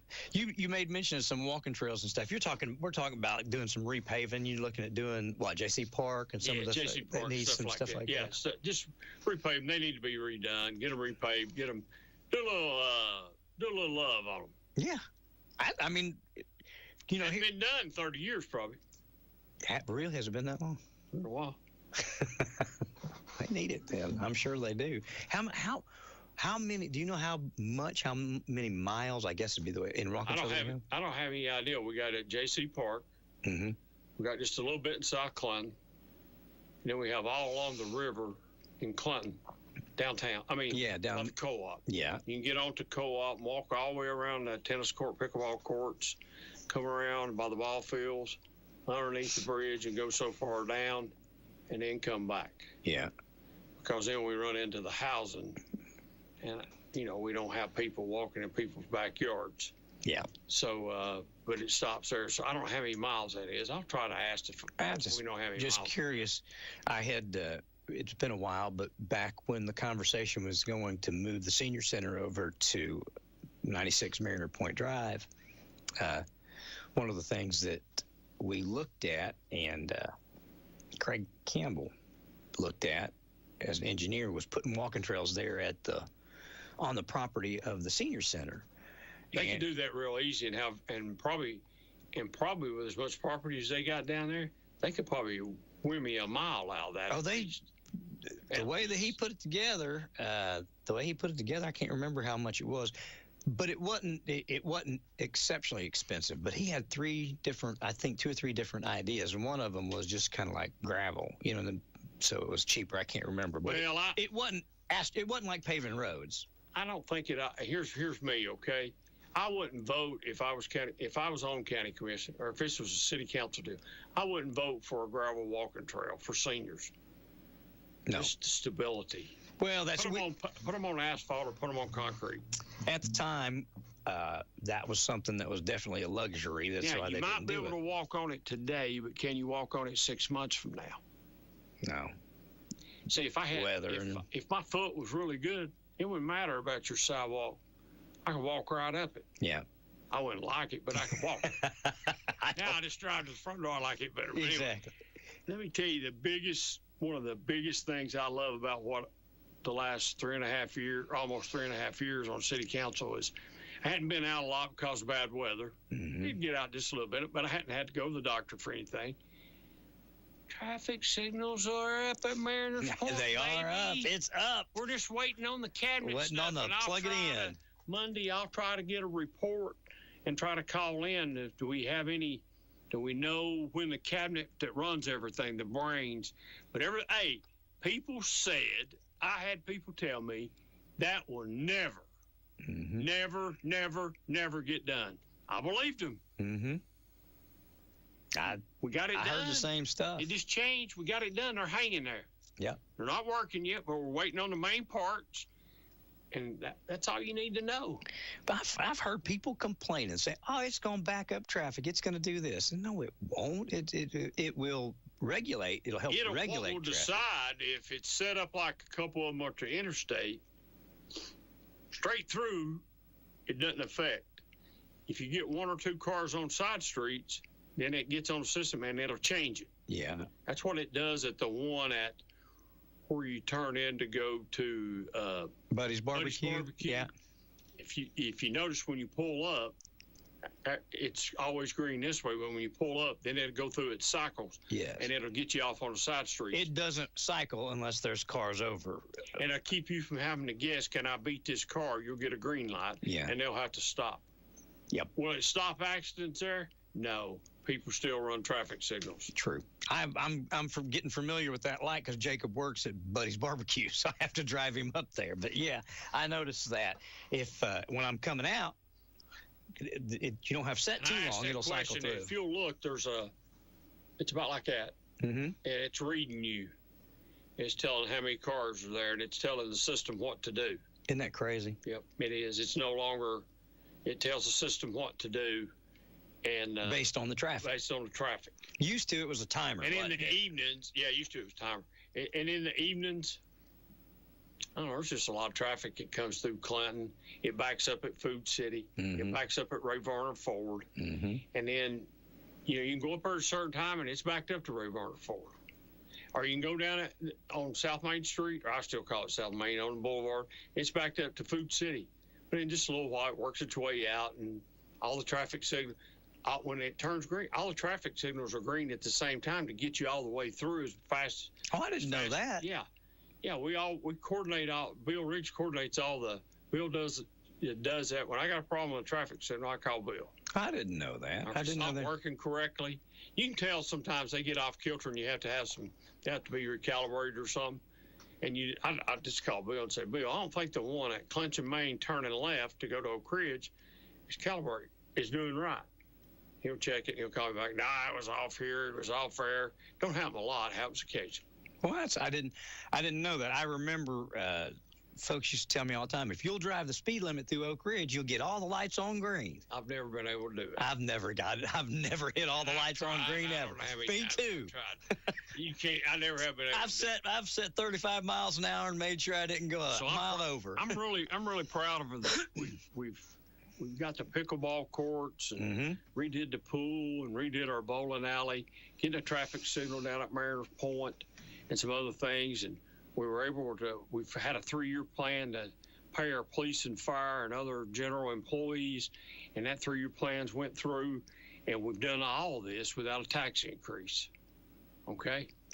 Now, I don't want people to think the other day when I called in that I'm automatically saying, hey, give the sheriff's department 8 cents or 9 cents on the tax, let's raise taxes. I'm not saying that. I really believe we got some smart people that can find the money somewhere and help us out. But if you've got to raise taxes, I think we need to address the situation, and it needs to be addressed quickly. Yes. We don't need to get where we have to make Russell make a decision, because his number one job as sheriff is not to patrol the streets, it's to take care of the county jail and the courts. Really? Yeah. So that's the priority. Is number one job's the jail. Got 450 people down there that you got to care for all the time. Yeah. Okay. You don't want the inmates running an asylum. Moral of that story is if you doesn't have enough money, there's not going to be enough patrols, not enough patrols, more chaos. People could say, well, why you need 4 or 5? Yeah, sometimes we need 10 or 12. Yeah, many as you can get. I don't think, you don't know today. You used to be able to tell when the weather changed, and I used to be able to tell you when the weather changed. Okay? Here's why. Okay. When it got warm, our disturbances went up. Family feud things went up. Yeah. People started being outside grilling more, drinking more, raising more H. Yep. And you could just say, this area's going to go up, this area's going to go up, this area's going to go up. Hey, get everything done you got to get done tonight, because when it gets about 1 o'clock, we're going to be rolling to these areas. And it happened every time. Wow. You can tell you can just tell when the weather changes from you, but you never know what tonight's going to bring. Sure. You might roll all day today and not get the first call, not get the first alarm, not get the first wreck, not get the first complaint, not get the first parking problem. You might not get nothing. You might ride for 12 hours and just ride and get nothing. Tomorrow, you might not be able to answer them fast enough. Yeah. And the paperwork that comes behind it, it might take you 2 hours after you've worked 12 to get it all done. So I want people to understand something. Okay. Being a police officer or fireman is a little bit different than being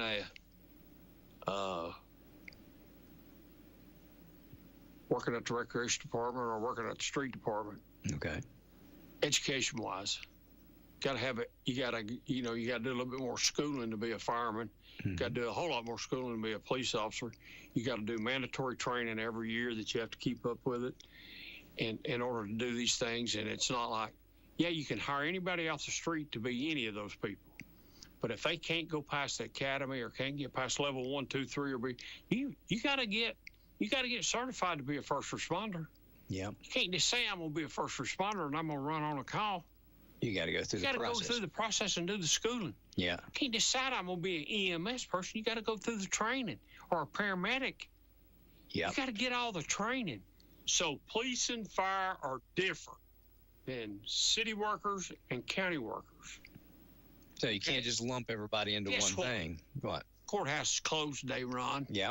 Harris County Sheriff's Department's working. It's open.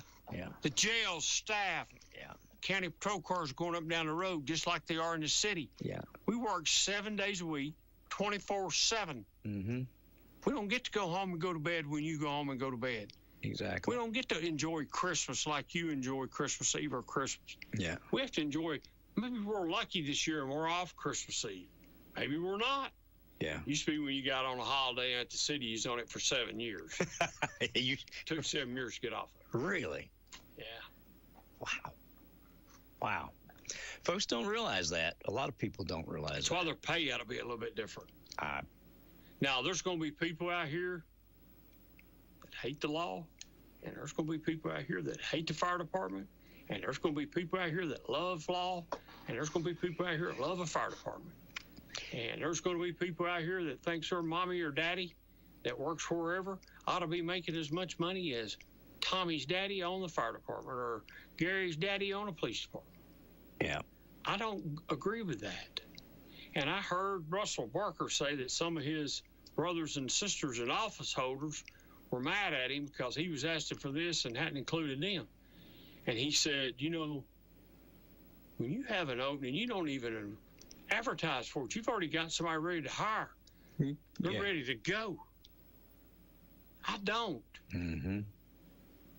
First of all, he's got to go out and make sure they've got the training. Yeah. They meet all this. Are they up to date on all their training? Can we get them up to date? Do we have to send them back? Because after you've been out of law enforcement a little while, you can go back and take a refresher course at the academy. But you have to go back. You have to do it. Yes. It's either, I can't remember how long it is, but you got to go back. And at some instances, if you've been out long enough, you got to go all the way back through it. And this what? How is it? 12 weeks? It's 12 weeks or something like that now, maybe. When I went, it was 6. I can't and remember. I hated every minute of it. Well, you just hate it because you hate being told when to go to bed, when to get up, when you're going to eat, when you're going to do this, when you can watch TV. I don't know if they do that today. I don't have any idea because I said once I'm out of the academy, I'll never go back down there. And I didn't. And I'm in that. I get it. Well, I understand the difference. I think, and if folks don't, tune in Wednesday. Russell will be here, and we can, I'm sure he'll point out the differences. Well, I support him 100%. He's not asked for a tax increase. No. I mentioned that the other day. I mentioned that. I know that. Russell didn't ask for a tax increase. Russell didn't ask for a tax increase. I just mentioned it. If you can't raise it for these safety issues, what would you raise it for? Was your question? Yeah. And some people would tell you nothing, never. Yes. Well, Meredith would probably say never. He's not a tax guy. Anyway, beside the point. Well, I feel like, I don't know. I mean, we're going to have to Russell's going to have to get with folks on commission. They're going to have to figure out a way that we can keep our officers. I don't know I don't know of a magic button to push outside of salary. I mean, I don't, Listen, we've done our level best at the city to pay our people and give them good raises. They don't understand the benefits alone that the city provides. And we still lose them, man. We lose them to other agencies every day. That's mind-boggling to me. Doesn't it? Yeah. I mean, I understand a 23-year-old or 24-year-old maybe, but you get up there about 29, you got 2 kids or a kid, and that. So back in the day, when I've been down there since I was 19 years old. If I got to where I didn't feel good, I just run up to Dr. Bishop's and got everybody used to say it's a sugar shot. I don't know what it was. Get a shot and a pack of pills, and I was on my way and I was ready to go. Yeah. You don't feel like at 19 or 20 or 23 that, you're made of raw iron and steel, and you do anything. All bulletproof. You're all bulletproof, and it don't really matter. You don't need a doctor. So you get a family and you get kids, and your kids start getting sick, and you have to go to the doctor, and you got to have tonsils taken out, or you got to have glasses, or you got to do this, or sending them to school. It's not cheap, clothing them and feeding them. Yes. And then all this, and there's just a big expense. So. Yeah, I find it. I'm amazed that the city has turnover.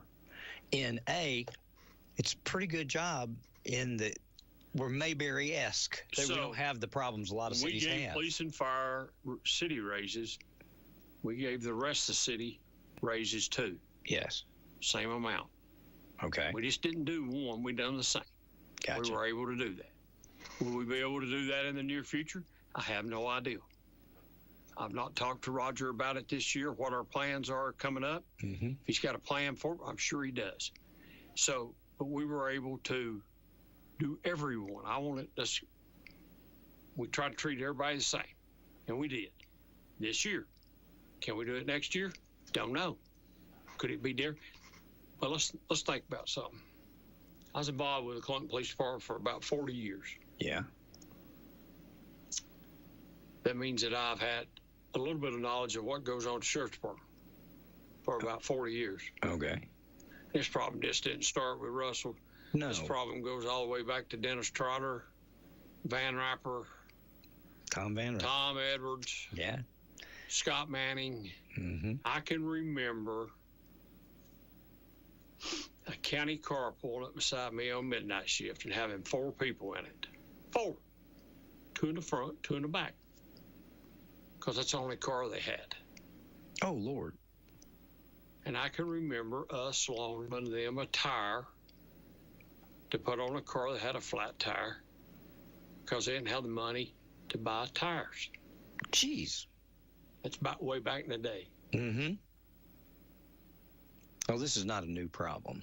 I can remember as being a reserve officer, and I was a reserve officer at one time at the county, being called in and said, hey, you want to work the road tonight, or do you want to work dispatch?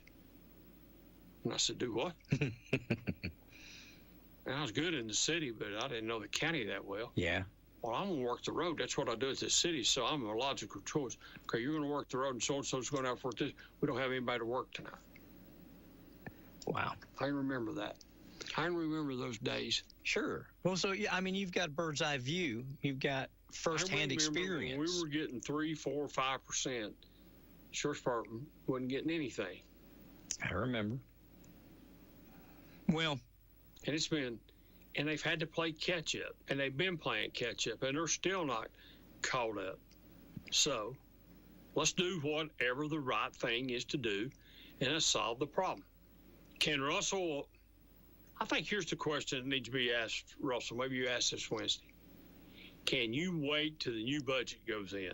I think he's already answered that. No, he can't. No, he told me he needs it now. He needs it now. So, and he said, one thing he said, do you think I'd be doing this in an election year, asking these guys who are running, and I'm running, for money if it wasn't urgent? So I think we give him the one-time money. We give him the one-time money out of the undesignated fund balance, and then that gives us a year to figure out where we're going to get the money or what we're going to have to do, whether we're going to get the money out of the existing taxpayer dollars or whether we're going to maybe have to raise a penny or 2 pennies or whatever it takes. Sure. And try to help him out. Now, I don't think it's going to solve his bleeding problem. I think it's going to be a huge bandage on it. But I think as soon as we do it and it calms it down a little bit, somebody else is going to come right behind him. And I think he's done said Knox County intends on doing that. They're going to ask for 10% this year. Jeez. So 15% won't be enough. We'll still be 10% in arrears. Yeah. But that is going to be the story from now till the end of time, because a municipality that has the funds is going to go ahead and increase their funds so that they can keep their good people and get our good people. And then we're going to either play catch up or we'll raise ours to get their good people and keep our good people. And then, it's just going to be like that. I don't know how you end that unless you had a statewide, like if there's a point that it has to come to an end. Well, yeah. You can say, hey, this is all we can pay now, and we can add this in the future. It'll be very little, but we're at a point now where this is good money. You ought to be able to live on this. Yes. Well, then, back in the day, I can remember back in the day, and I'm not proud to say that, but we had people at our place that were patrolmen and firemen that qualified for food stamps. I remember. I know. And they had to have summer jobs mowing while they was doing this other stuff. They had to do it. Not that they wanted to do it. They had to do it. I remember. I do. Well, I don't think that's the case today, because I think we're paying pretty good. But still, yeah, we're in the same battle as what Russell's in. I don't know that Russell's stealing any of our people, and I don't know we're stealing any of his people. I would hope that we've got an agreement we don't do that. How do you think we help to solve it? Is there a situation where, I'm not going to say the state gets involved, but let's just say all 95 counties come together and come up with a formula based on the county's population and say, this population you pay this much, and this population you pay this much. So if you had less to do, less people to serve, you'd make less money. There's probably some sheriff's departments today that's not making much more than $20,000 a year in the state of Tennessee. Wow. Really? I think you got a county right now that had a flood that can't open their county jail back up because they don't have the funds to do anything to it. That's, yeah. Upper East Tennessee. Yeah. And they can't get no money they can't get no help. They say they can't get no help from the state. I don't know anything about that. But they can't open their county jail back up. They can't afford to go build another one that's not in the flood zone. They don't have the money. Well. They don't have the tax base. They don't have the tax base to support it. They're going to have to. They're going to have to do something. I just thought if maybe there was some kind of, like I said, a formula. Well, I'm sure the state could come up with a starting salary, and I think the governor's done that with a trooper. Mm-hmm. You know, man, we've raised trooper pay up to like it's astronomical. They make good money. All you got to look. We've got troopers everywhere now. Yeah, and I think they start 60, 70,000 a year. Start out of the gate, out of the academy. You get a ticket from one of them, you get a ticket because it costs. You get a ticket from us, it's not that bad. You get a speeding ticket from one of them, your back pocket's going to fill it. Well, if somebody doesn't come up with an idea that can be implemented, you're going to have these counties, these wealthy counties that's got money to do stuff, whether they've raised taxes to get it or whatever. They're going to be able to continue to give their officers what they feel like their officers need, whereas a lot of our smaller counties struggle, and people, you know, they can make $10,000 going 30 miles down the road. In Anderson County, it's always been Oak Ridge Police Department's been a top paying, then Clinton, and then I don't know where the others fall out. I would think it's like flipping a coin; they change on a yearly basis. Yeah. Here not long ago, we switched places. We went number 2. We were number 3 or 4. And we had to get that corrected. And we did get that corrected. And we'll never be able to compete with like the plants and security that private, not private, but we can't compete with the plants where if you work a holiday, you're making $80 an hour. Yeah. You know, we don't, we're not able to pay that type of pay or that type of salary. I'd say there's a lot of guards and firemen down Oak Ridge at the plant that are making better than $100,000 a year. Yeah. That's good money. That's very good money. And with overtime, ain't no telling what they're working. Because Well, I was always told, and I never really wanted to go to work down there. I thought about it once. I was told there's people down there that work overtime in the winter, and there's people that work overtime in the summer. And it depends on whether you hunt or whether you fish. And if you fish, you work overtime in the winter. And if you hunt, you work overtime in the winter, in the summer, so you can hunt in the winter. It makes sense. That's what I was told. Makes sense. I don't know if that's true or if that was just a rumor that was out here. It makes sense. Well, I just feel like, I'll say this too. I think when things are moving smoothly, like they are in a sheriff's department, as smooth as a sheriff's department can run, I think it's easier for commission and for constituents to be able to give them more to work with when you feel like that they're doing well with what they have. You know, you've not heard, there are no rumblings that we're paying too much, or there's nobody saying that we're wasting any money. I've not heard anybody say we're wasting anything anywhere. So if you look at this, if I'm not mistaken, I might be wrong. I'll ask my neighbor, Mark Lucas. He was chief deputy for Paul White for a long time. Mm-hmm. I think the last term at Paul White, he was in a lawsuit with the county mayor over a salary dispute. Yeah. So we know at least it went back to Paul White. Yep. And he'd probably tell you it went, because he worked there forever like Lucas, they'd probably tell you it went back as far as probably what me and you talked about. Because I think Lucas did come to work under Trotter or Van Riper one. I don't remember which. And I think Paul White did too. I think Tom Edwards was sheriff. I'm trying to remember who was sheriff in 90. I believe it was Sheriff Edwards. I don't, right near there though. But we've had this conversation on this radio station for 40 years. I mean, for a long time. This has come up a lot. I mean, whether it was jail. So it's why those people on county commission get paid big bucks.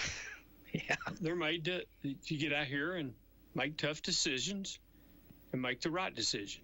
The only thing that I said the other day that, call it controversy if you want to be, don't worry about getting reelected. Do the right thing. Just do the right thing. Yep. That's the bottom line. And be able to explain it to people why you done it. You know, you have a really good argument on the 2 cents on the industrial property. I think so. You do. You have a good argument. When they put that into effect, I think the right intentions were there. I agree. I think they had some property they were looking at, and they were probably going to buy it, and then some other things happened, and we built another industrial park, and then David Jones Industrial Park sort of took off, and we have a lot of it right here. We don't have, I think they were actually looking at some property maybe out in Dutch Valley. There were. At one time. a Campbell County. They were looking at some property up toward the line, the Campbell County line. Let me tell you something. There's not a person on the face of the planet that I respect more than I do Jerry Shattuck. And last time I got on this, he called me. He said, "Nah," and he tempered me a little bit and reminded me of a few things. But the moral of that story is, even if it was good intentioned, when we weren't able to follow through with what we told the taxpayer we were taking it for, we should have give it back, or we shouldn't have just started using it for whatever else without it. And I see your argument there, but if you'd had to raise the taxes to buy Chromebooks to help the schools get more money, and you just do away with that tax, why not just keep that tax over here that you've already got, and people are already paying it, and just help them out a little bit? Well, that's how I look at it. The mayor explained that to me, how, what they did and how they did it and when they did it and why they did it. And some of the stuff that they used can be kind of set back toward industry. So I think buying the Chromebooks was a great thing. Okay. Because there'll be some kids out here that'll never have a laptop, computer, or anything to take home to do their homework. Okay. So I think it's a great thing. Okay. That's just me. Well, I don't think it's not a great thing. I just think that makes our kids, that helps our kids out. It helps them be smarter. It helps them get things done. I think it's just. Well, all of my kids had one. Yeah. In City of Clinton and county. Yeah. And I just think it's a really good thing. I really do. I don't disagree, but I think that it's a school board thing, and that they needed to plan their finances. Now, maybe they could have done a better job planning, and they came and asked, and somebody on county commission, and I don't have any idea who that person was that said, "Hey, let's get it from the industrial. Let's go borrow it from the industrial thing. Let's borrow I think it's $400,000. Something like that. Let's borrow this $400,000. Let's get it from the industrial, and we don't have to raise taxes to give it to the school board to help them offset, because they're having a little trouble, and they need to implement this, and let's help them out a little bit." So you got to look. I think you got to balance it out. Was it the right thing to do? Maybe not. But was it a good thing to do to help the kids out? Yeah, it was. Well, here's the way I see it. If school board or county commission came today and they said, "We need Chromebooks. We don't have any. Our kids need them to keep up, to do this, do that, but it's going to cost a penny on the dot," whatever it's going to cost. I think most of us, we might not like getting our taxes raised, but as long as we know it's going for something that is productive, we're okay. Said what I said about the sheriff's department. If you have to raise the taxes, be able to explain to the people why you had to raise taxes. And so it's not necessarily that I discredit what they were trying to do. It's that we didn't do it, and then we didn't have to go back to the citizens, because we'd already taken it. So then we could use it for what we wanted without them being involved. Don't just raise taxes to be raising taxes. Amen. Because you don't make the kitty a little bit bigger. No. Tracy Wandell, he used to say this, I don't know if he still does or not, and I'm not speaking for him, and he can speak for himself. Sure. He used to say, "Hey, undesignated fund money is taxpayer dollars. It's meant to be spent." Well, I tend to agree. I would rather them use it. So if we have to take it out of undesignated fund, I'm speaking as a citizen. I'm not telling the first county commissioner what to do. I'm just a vote. Mm-hmm. And I only get to vote for 2 of them, just like you. Yeah. I don't get to vote for the other 14. All right? I'm telling my 2 county commissioners, as a taxpayer, if we have to take it out of undesignated fund to figure out where it's at, and then at the end, if they can't figure out and there's no way to get it, and you have to raise taxes, I won't raise Cain. That's all I'm saying. I don't think you will be able to explain it to the people and tell them why we done it, and then it'll be up to each individual district county commissioners to explain it. And guess what, Russell Barker? Yeah. And I guarantee Russell can explain it. I'm not speaking for Russell. No, he can. He can, and he has. And that's all my point is. If anybody's listened to me, they know I believe in industry and bringing jobs and all of that. And I think we ought to keep taxes as low as we can, and make it as low as we can. But we got to have those. You you got to have law enforcement. You got to have it. And we got to figure out some way to, on the first responder thing, to help the county volunteer fire departments. I don't know what that is. Yeah. I definitely don't know what that is. And I don't even want to make a suggestion of what I think it ought to be, because I don't know nothing about it. Now, Tracy's on the fire board, volunteer fire department board. I mean, I'm sure they struggle. There's some people out here that would like to have a full-time county fire department. Yeah. You know, and I think Blount County might have full-time county fire department. Man, Sure. can you think how many stations that would take, and how many firemen that would take, and what the cost of that would be? It would be steep. I mean, right now we struggle with giving them $26,000 a year, so we'd have to give them a lot more than that. So yeah, you would. It would be expensive. It'd be expensive. Again, it comes down to, you know, what citizens want, their wants and their needs. And fire department, police department, EMS, those are needs. Those are not wants. Those are things you have to have. And if you don't have them operating the way that they're supposed to, they don't get the job done. You know what I mean? They don't accomplish what they're set out to do. To say this, if Russell's able to get the money, he's able to hire good people and get them on there, I expect us to have a good sheriff's department. Sure. I expect accountability. I expect us to have a good school department. Understood. I want the schools to be run top notch. I want us to have top notch schools in Harrison County schools. Yes. All right. That's just what I want. I want that. I want us to, if we're going to pay EMS top dollars, we're going to have the best. I don't want to be second fiddle to nobody. I agree. Okay? I always used to tell people, nah, I work at the best police department in the country. I felt that. I should have felt that. Sure. I felt like I did. Yeah.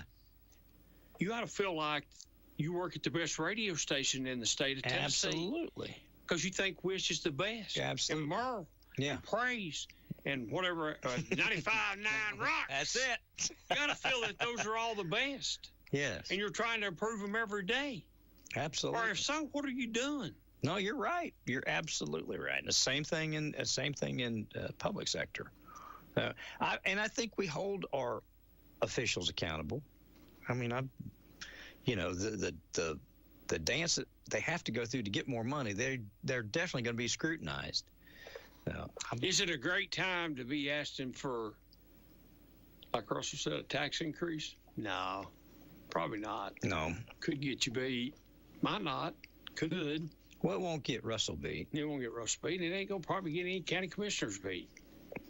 As long as people know, hopefully I'm in agreement with you. We take some of the funds we got, and we put a Band-Aid on it for a year. Basically what we're doing, and then sit down and have some hard conversations. Because I think you're going to have to come back before the budget.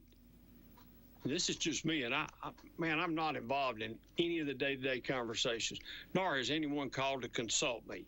Because first of all, they couldn't afford my consulting fee.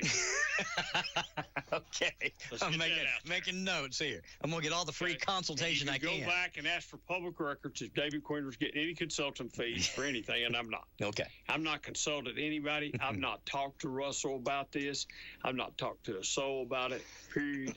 I've not talked to anybody at EMS or 911 about the problem. I've not talked to anybody. Okay. It's not my concern. It's their concern. This is just my opinion as a taxpayer. Yeah. All right. That's it. So, I think you're going to have to revisit even if you do a Band-Aid today in March for the sheriff's department, you're going to have to revisit it in July when you do your budget to make some more changes, probably just for the sheriff's department again, to keep them up with whatever's going around in all the counties around us. Yeah. And you could say, well, wow, we just gave 15%. Well, you might have, but you might need to give another 10 on top of that. That's it. Well, you know what? It's like that in the private industry. It's like that. I mean, I don't pay as much as some of the bigger stations pay. We try to do what we can to offset that and make it fun to work here. And you know what I mean? People don't have a whole lot of stress. And so we got other things that we try to offer. But I mean, you deal with that in real life every day. So I don't know why folks don't understand we're going to have to deal with that in our public public safety, public works, all the stuff that stuff goes up. So I really think if you can explain why you done something, and you've done the right thing, then you listen to your people, and you do the right thing. Yes, sir.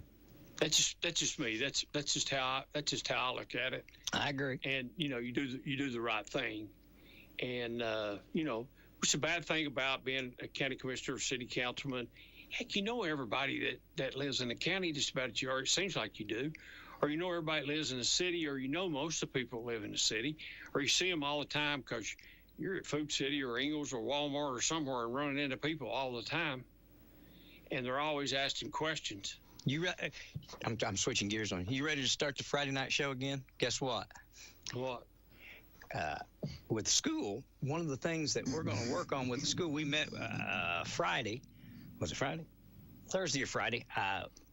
We met with the athletic director, with Josh, and with Robbie and Matt Hagan, Lisa, some of the other folks, putting together what we're going to, this Dragon Vision merging that we're doing. And one of the things that they would like to see is, us produce our own weekly after football program. And I said, I know a guy. And they said, I bet you're talking about David. I said, you would win that bet because I know a guy that might want to come do some Friday night fun, conveniently located and on TV again. I probably would. I probably would consider that. We pay good. Yeah. I did it forever.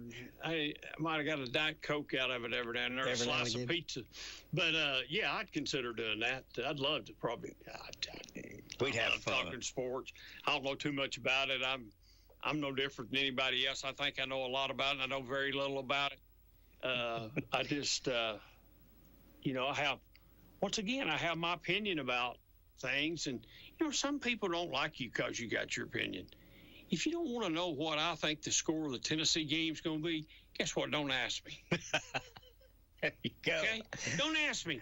Hey, Jasper don't come in here and say, what do you think Tennessee's record's going to be? Because he wants me to say what he wants me to say. He wants me to tell him really what you think. What I think. Yeah, I know. And I ain't going to say he cherishes my opinion, but if I say something, he values it. He values my opinion a little bit. I'm all right with that. So if I tell him that Tennessee's going to go 6-6, he probably doesn't like that, but he says, man, David Queener, he's crazy. He thinks Tennessee's going 6-6. Or if I say they're going 10-2, he's a little bit more for 10-2. He's a little happy. And let me say this before we move on to something else. I don't know what we're moving on to next or where we're going. Man, it's your show. Clinton Dragons boys basketball and girls basketball have had excellent a year this year. How is it our girls coach is not coach of the year in Anderson County is this? That's a great question. Well, it's the district coaches that pick it. Yeah. And that's, what, I know there's rivalry and I know there's whatever, but that's a career year. It really is. I don't know where they had Anderson County picked at the start of the year. I don't know. I mean, they lose 8 games? Could they be on the bump? But they were contending with Clinton for the district championship, girls. Mm-hmm. And with boys, too, I think. Could they have been picked to be on the bottom? And they had such a good year that coaches thought, he done a really good job. And Clinton girls were really picked to be really good this year. And they've really been good this year. I mean, you've got a team that's 20-something and 2. Mm-hmm. And you've got a boys team that went undefeated in the district. Yeah. So Clinton boys basketball and girls basketball.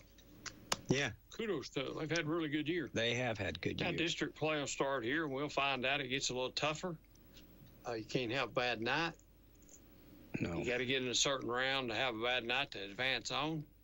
And then you get down to where it's single elimination, it really gets tough. We win. We might be hosting region, I think. You could host some regional games. Yeah. It's a little bit different now than it used to be.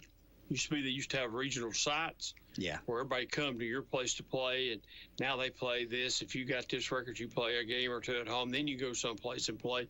I don't know how that works now. I don't really keep up with it like I did a few years ago. I know they were hoping that we could get to that point where we could have, we'd host region, That's what we were talking about. Everybody wants to play on the home floor, man. Well, sure. You want home floor? It's exciting. They've been exciting to watch. Yeah. I've watched them on. I've watched them on channel 95. A couple times. Clinton and Anderson County play. The girls are fun to watch. Girls got a good basketball. They're spunky. But you know, I'll never forget this. All those names you hear today, I heard called out at Clinton Elementary when we started girls basketball. Yes, you did, didn't you? You know, and it goes to show it certainly does lay a great foundation. I'm so proud of that they moved on and they've been so successful. And you know, a lot of them have signed scholarships and other things besides basketball, volleyball and stuff like that. Absolutely. Yeah, they're really good. They're really good athletes. James David came right out of 6th grade at Clinton City Schools, went right into starting for the Hawks, and that's hard to do when you go from elementary school to middle school. So I'm proud of that. You know, I don't know. Could it have been time for me to go home this year? Yeah, maybe so. No, safe. I think you just stay a little while. I'm gonna stay just a little while longer, and then I'll go home. And man, when I go home, I mean I'm going home. You're gonna turn off the phone and be done, huh? We turn off the phone and we'll be done. Anything else we want to talk about today? I don't know what time is it. It's only 10 afternoon. Is it 10 after 12? Yeah. Golly, we've been talking for a long time. We didn't even mention anything about the federal government being half partially shut down and that in the Olympics. Let me say this. Let me say one thing. Okay. If a regular police officer had been involved in a shooting and someone had been killed, there would be an investigation. Agree. And I'm not saying it's swept under the rug. That's just what it appears to be, maybe. I'm looking at the law. Yeah. Do I agree with the shootings? Do I think they're justified? I really don't know all the facts, so I'm going to hold judgment to a little later on. I will say this: I think some of them are questionable. Okay. I don't think there ought to be any difference in federal law enforcement as how, we're not allowed to. We're not allowed to cover our face. And we get as many, I've been under as many threats as those guys have been under. Yeah. I had FBI come to me once and say, hey, don't let your kids play outside because of this. Or you might want to move your kids out of your house. There's people talking about torching your house down tonight. Jeez. With you in it.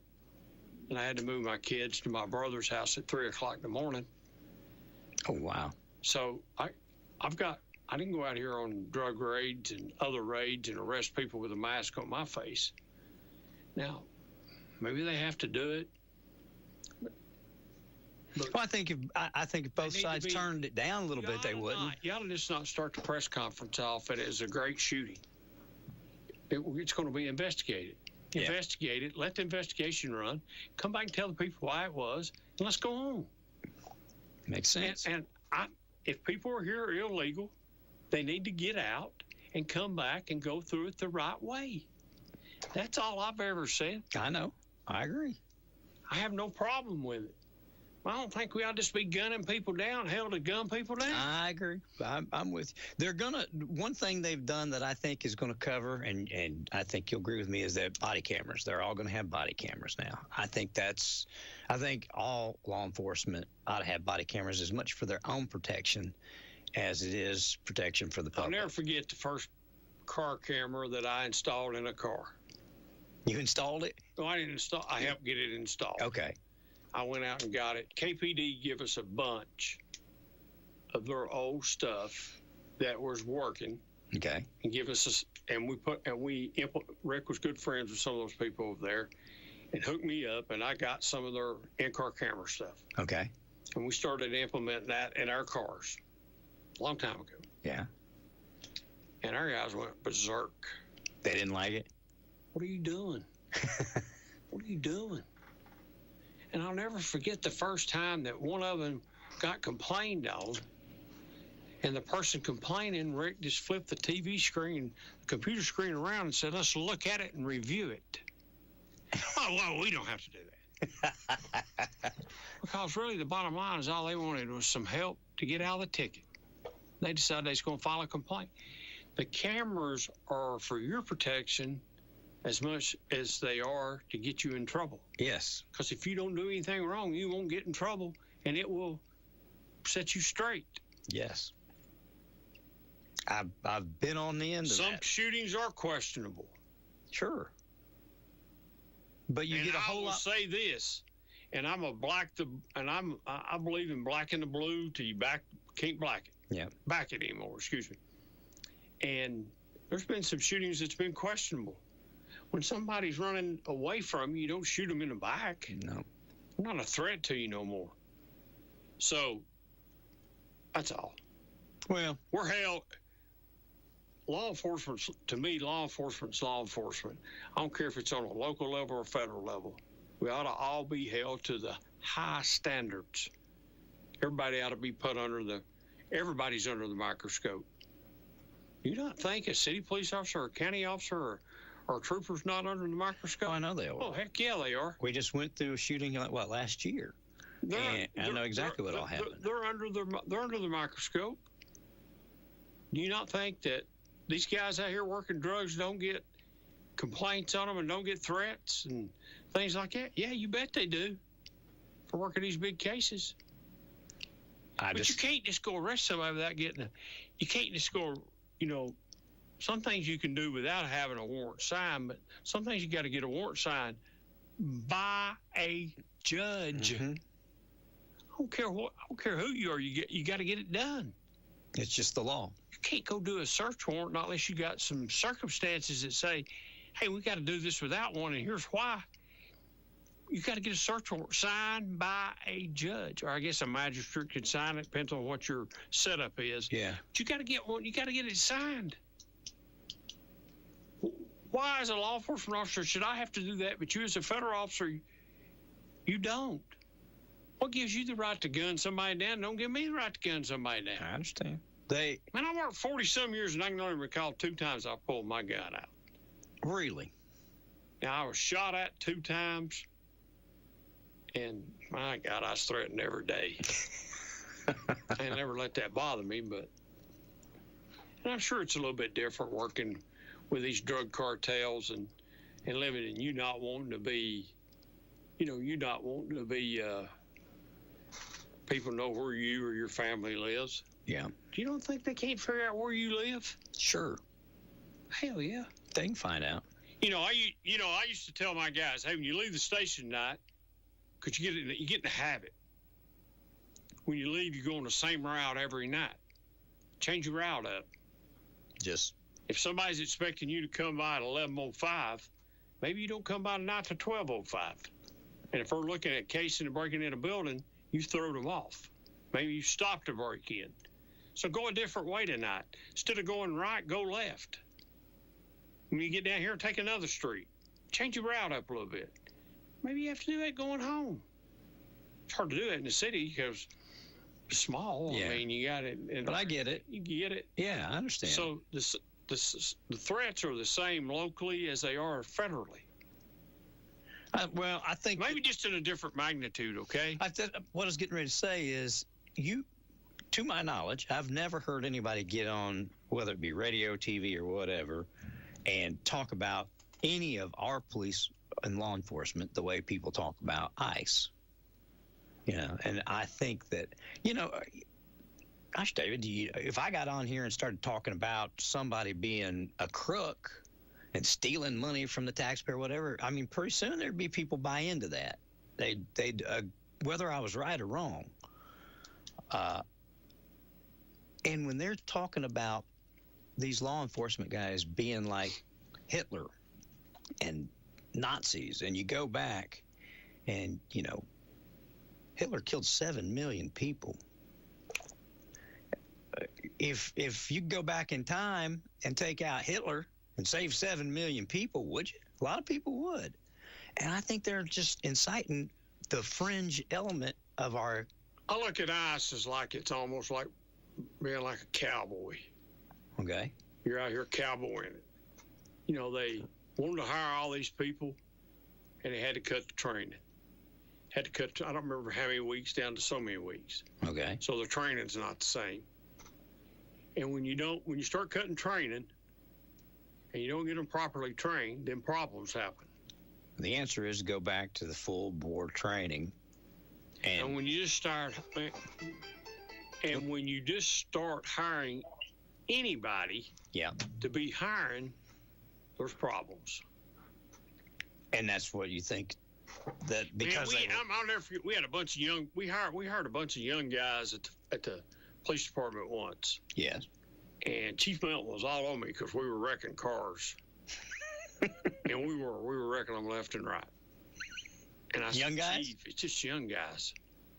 And he said, we don't have a budget for that. And they didn't think nothing of it because it's like anything else. There's a budget. Yeah. Well, there's no money budgeted for wrecked vehicles. I don't think there still is today. We're self-insured. We wreck a vehicle and it's a $40,000 vehicle. We got to get back in the city coffers money and come up with $40,000 to replace it. Not unless somebody's hit us. Sure. And our insurance company's going to give us some money. They don't ever give us enough to replace it all. Okay. So we're self-insured. So the worst thing you want to do is to have to reprimand one or get on one's butt and try to calm him down a little bit because you're wanting him to learn, but you want him to slow down at the same time. And the only way he's going to slow down is to learn. Yeah. And he's got to make mistakes. You just hope they're not big mistakes. Well, without the training, there's more of an opportunity for them to make those big mistakes in the real world. And you got to get them as much training as you can give them. These guys that's been there 10 or 12 years that's had all this training, they'll not be making these stupid mistakes. The guy that shot the girl in the car. He was a veteran. He shouldn't have. Man, you ever been hit by a car? No. I have. It hurts. Well, I did when I was a kid, but I don't hardly remember it. I got hit on my bicycle and thrown over top of a car. I got hit by another police officer. Hit me, backed over me. I didn't see him. They didn't see me. Hit me on the left rear quarter, put me right down on the pointed edge of it. Ooh. I thought I was dead. It's not fun to get hit by a car. I don't stand in front of cars. I understand those cars do. They hurt. I'm like Rick Scarborough said. I don't have to be shot by a taser to know that it's going to hurt me and take me out. I know the gun's going to do the same thing, and I don't get shot by a gun. Yeah. But you go through training, you get tased. I don't have to be run over by a car to know that it's going to hurt. Sure. I don't stand in front of a car. If that guy had just been struck by a car, what's he doing standing in front of another one? That's a good question. I don't know. And in his case, he was a veteran of, 27, something, and he'd been with ICE for 12 years. He's a veteran. Mm-hmm. So I don't understand. Is that a good shoot? I don't know. Is it a good shoot with the guy that is carrying the gun at the demonstration? I don't know, but he was at the demonstration days before, and I've seen pictures of him with a gun on then. Yeah, they tackled him then, wrestled him to the ground with a gun then, didn't arrest him. Didn't cite him for having it. Once again, it depends on who you're dealing with. Yeah. Depends on everybody's personality is not the same. I just think, law enforcement is law enforcement. Do you write this up to the lack of training? Is that what you feel like? Yeah, some of it could be. Yeah. With a guy that's got 10 or 12 years experience. Shouldn't be, but I'll write that up to lack of stupidity, maybe. Yeah. But I wasn't in his position, so I don't know actually. When I first saw it, I said, ooh, this is a bad shooting. Okay. That's what I told my wife. Yeah. That's what I told my son. He argued with me just a little bit.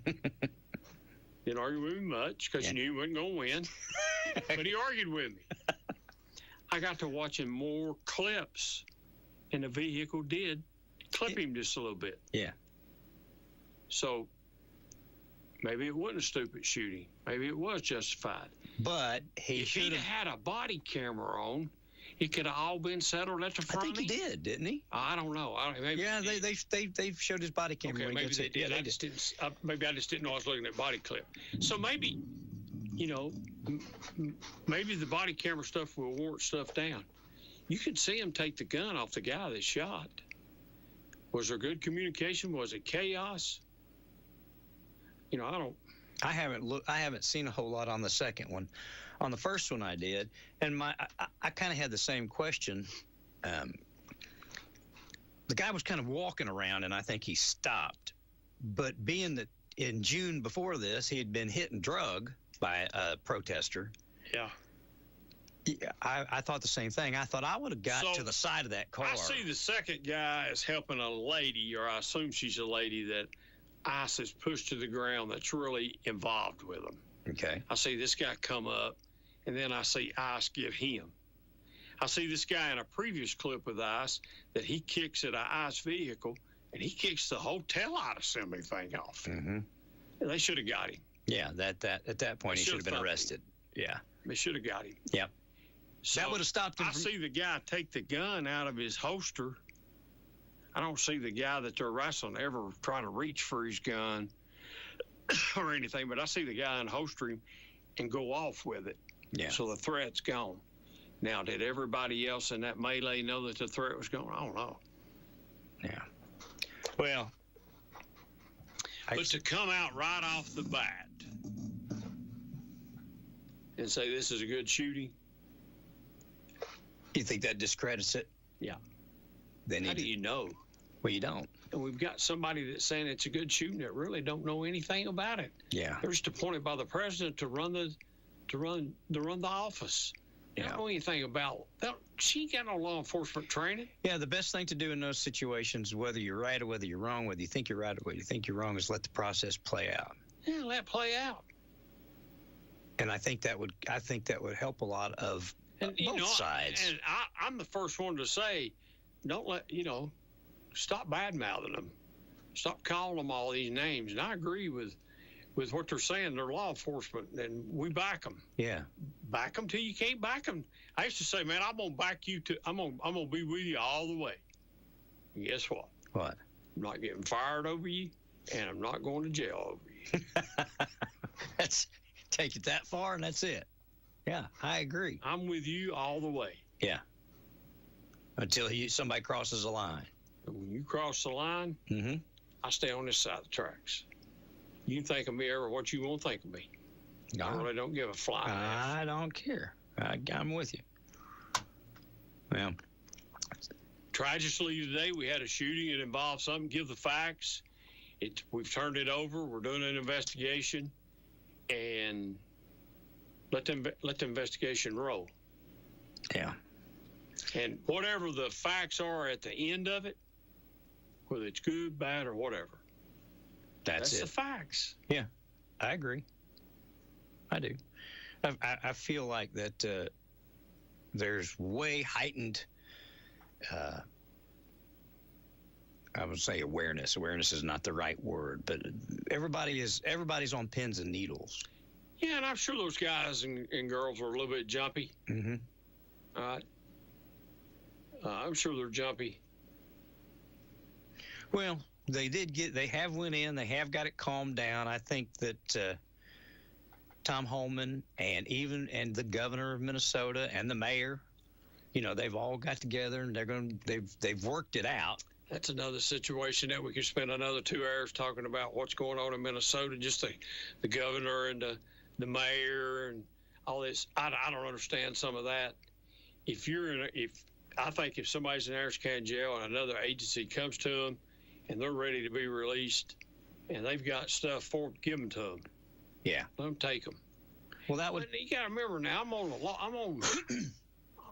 I'm pro law enforcement. Sure. I'm on the law side. Somebody that really don't like law enforcement that only calls them when they need them, and as soon as you're done with them, you're back to cussing them again, or you think, they're useless. You're never going to get those people to speak good about police or anybody. But most people respect law enforcement, and let's do the right thing. Well, I think we're not. This is not back in the White Herb days where you just go here and gun people down. I'm not saying we're doing that. I know. You got, people used to say you're doing cowboy stuff. That's where I get the cowboy term. I've heard people used to, you're being a cowboy. Mm-hmm. Well, I'm not no cowboy. Yeah. But I was also pretty well trained, and could do the job. And I think that's what we're lacking there is training. Yeah. And we're lacking, you just don't hire anybody to be in it. You just can't hire, anybody to be in these jobs. Well, Would I go out and hire Walt Starr to be a police officer? No. Would I hire Walt to do the news, the weather, Sure. sports? You bet you. I get it. And he might really turn out to be a great police officer. I don't know. But I would say, Walt, do sports or do other things that you really love because you're really good at it. Sure.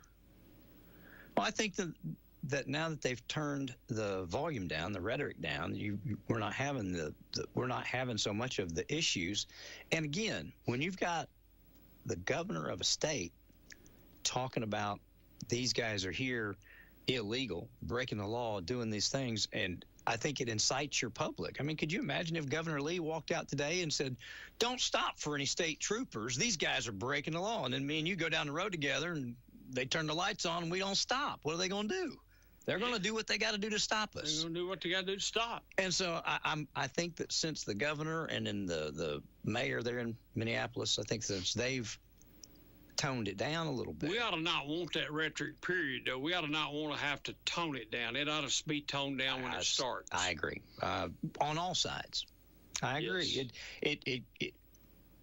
But I believe that that's what's caused a lot of the violence that we've seen, both from ICE and from the people I'm going to be against it. honest. Do I think that we can get every person that's here illegally out of the country? No.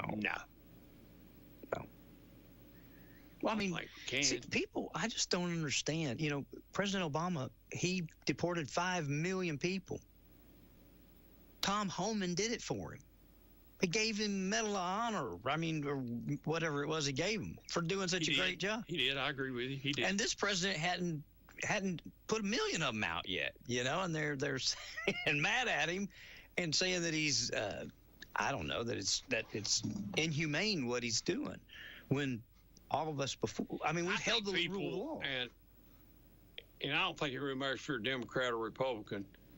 You don't want to see nobody snatch kids up. When I'm talking kids, I'm talking little kids. Sure. You don't want to see them taking their parents from them and just leaving them. No. Not figuring out. There needs to be a better way to do some things. I'm for taking those people out, but if we're going to take them out, we take their whole family. I agree. We don't leave Bob or that little boy here not long ago that he had to. Well, his dad ran from him. His dad left him, they said. Why not just why run? I don't know. They're going to get you. Motorola's faster than you are. That's what I was getting ready. You can't outrun the radio. Can't outrun Motorola. You can't outrun the radio. You tell people that all the time. Why didn't you chase me? Didn't have to. I got Motorola. Beep. Just Motorola can get somebody down the street waiting on you. Yeah. You're not going to run too far yourself because you're going to give out, and Motorola's, we can call it in, they're going to snatch you up. You're going to be too tired to run. Well, that's, in that case, that's what I understood happened. They went to arrest Dad, and Dad fled, left the kid there, and that was the picture that the press Shame used. on Dad for doing that. Well, they got him. Beside the point. But anyway, appreciate you letting me come up and talk to you. Oh, no. Like I said, it's your show. I've pretty much everything I've ever done as far as running for office, I've always been right here. This has been more of not the courthouse step, but the chair at WYSH, baby. I've said it right here, and I'm glad you're going. I'm glad you're running another term. I wasn't going to announce. I really wasn't going to announce to July. Yeah. I had just to maybe quiet people down a little bit and comment down a little bit for me. So I'm sure people still won't probably shut up about it, but been asked a million times. I am going to run for election, and I will tell you, I will term limit myself out after this time. This will be the last time. And after all I've done, it's time to go. Be time to go. All right. Because you can't get done. If I can't get it done in 8, Ron, I ain't going to get it done in 12. All right. These are not lifetime. I don't think these are lifetime jobs. So I'm not going to be Tim Burchett or any of these other people that said, yeah, I believe in term limits. And you never hear them say another word about it. When David Queener said he'd only run 2 terms, and just to be honest with you, I was leaning towards not running this time. I know. Heavily. If you'd asked me in December, I would have told you I was not running. You did tell me you didn't think you was going to. I did. Yeah. And I didn't think my health would allow it, and I didn't think I had the support from my family. Yeah. But my health is a little better, and my family's all on board. Katie bar the door. So Katie bar the door. Here we go. And if you want to run against me, second floor of the courthouse, pick a petition up, run, let's get it on. But you're going to have to tell me what you would have done different than I've done the last 3.5 years. Yeah. And what vote you would have voted different. And then let's bring the argument on, because I will be willing to argue with you. I don't think I've done anything wrong. I think I've done the right things for the city of Clinton. And you know what? The majority of city councils voted for all that stuff. I'm not the only one. Yeah, I get it. It's like the mayor said, you want to attack me and there's 3 other of you that's voted the same. Your voting record's probably the same. Now, I voted no a few more times than most of them have. Yeah. But I have voted no on some things. And I did that because my constituents, I do believe in constituents. Sure. And if you call me up and say there's a problem, I'm going to try to get you an answer. I've always said if I call up here and say I'll get an answer, I try to call back or have an answer in a day or two. Yeah. Always have and always will. But, you know.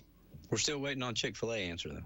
Well, we're going to get it. Yeah, we got one. We ain't coming.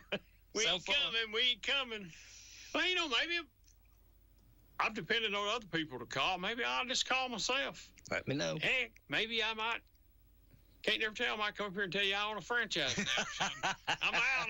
Hey, Ron, you know what I told you last month? I'm no longer running. I'm going to be running Chick-fil-A up here at the interstate. You just let me know. There's plenty of property up there where we could build one and have a Chick-fil-A. And, you know, like I said, there's a lot of things I love to see at the interstate. I'd love to see a Pals. Yeah. I love their hot dogs, man. They got some great hot dogs. Not saying anything bad about the Get-Go hot dogs, but I love Pals. Pals is just different than what most places are. Yeah. Do we need a sit-down restaurant? Yeah, we could use one at Harrison's as a sit-down restaurant too. Yeah. But we need something besides fast food. What it would be, I don't know. Could it be an Applebee's? Could it be a Longhorn Steak? Could it be? I don't know. Yeah. Could it be another Cracker Barrel? I don't know.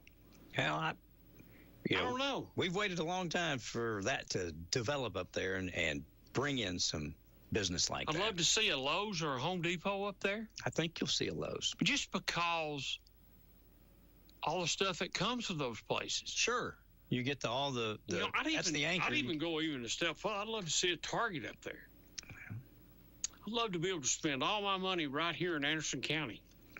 If you recall, Target wanted to come to the county, and Oak Ridge voted against it. They were going to come, I can't remember. Right there where the car lot used to be, right there on a turnpike. As you're going first when you're going into Oak Ridge. Yeah. Right, you go past the driver's license place. Uh-huh. They voted against it. I wonder how many times they've regretted that. I would think they do. I remember Wimp was mayor then, because I remember Wimp saying, "We'll take it, bring it down here." But, I mean, we got some property. There's property up there for sale. I thought it would be developed up there by now. Up there at the old Glen Alpine. I thought we had some stuff that was coming a little quicker. But this stuff, it's slowed down a little bit, and there's still some property. I really am surprised there's as much property up there as there really, because there's it's owned by somebody, and you'd have to negotiate with them either to buy it or get them to build and lease from them. But I think the Hicks Group owns right there beside Ray Varner Ford. Yeah, that's a big piece of property right there. Yeah, and then once they moved the convenience center, they got that little park there. Out. Yeah, that's something else we got worked out. That convenience center, they've been trying to get that worked out for years. We got that worked out. Yeah. There's property across the street that from Ford right in there that's got frontage. There's property up by Fox's that's buildable. Yeah. So there's still plenty of property up there. Oh, it'll grow. It's coming. It's just been a slow process. I mean, that's where Clinton's at today. That's where that's where Clinton's moved from here and moved up there. Yeah. Now, we're trying to bring it back downtown a little bit. I think we will when we get everything done down there. You'll have a reason to go downtown. Absolutely. And you don't go someplace if you don't have a reason. No, and I'm anxious for downtown to get open again. I really am. Yeah, I'm glad. I want it just like I wanted the pool to be open. Yep, I remember. And it's I'll be glad when we get done with downtown. Let's get it open. Let's get back to normal, and let's get the people back to being. I ain't gonna say happy because I don't think they're never happy, but let's get them back to where they're at least livable with. Sure. And get everybody back to where you can walk in their front doors and everybody feels good. I appreciate you allowing me to come up and talk today, and I appreciate all the people that said a prayer for me and stuff like that. And maybe Russell and enlighten us Wednesday a little bit more. Maybe you'll have some good news. I hope so. All right, Mr. Queener. See you next month, man. We'll be here. Good Lord willing, and the creek don't rise. That's it. You guys have a fantastic day. We're back with more here on WYSH. Thank you for listening to AM 1380 WYSH and Ask Your Neighbor. Make sure you tune in at 10 a.m. each day, Monday through Friday, right here on AM 1380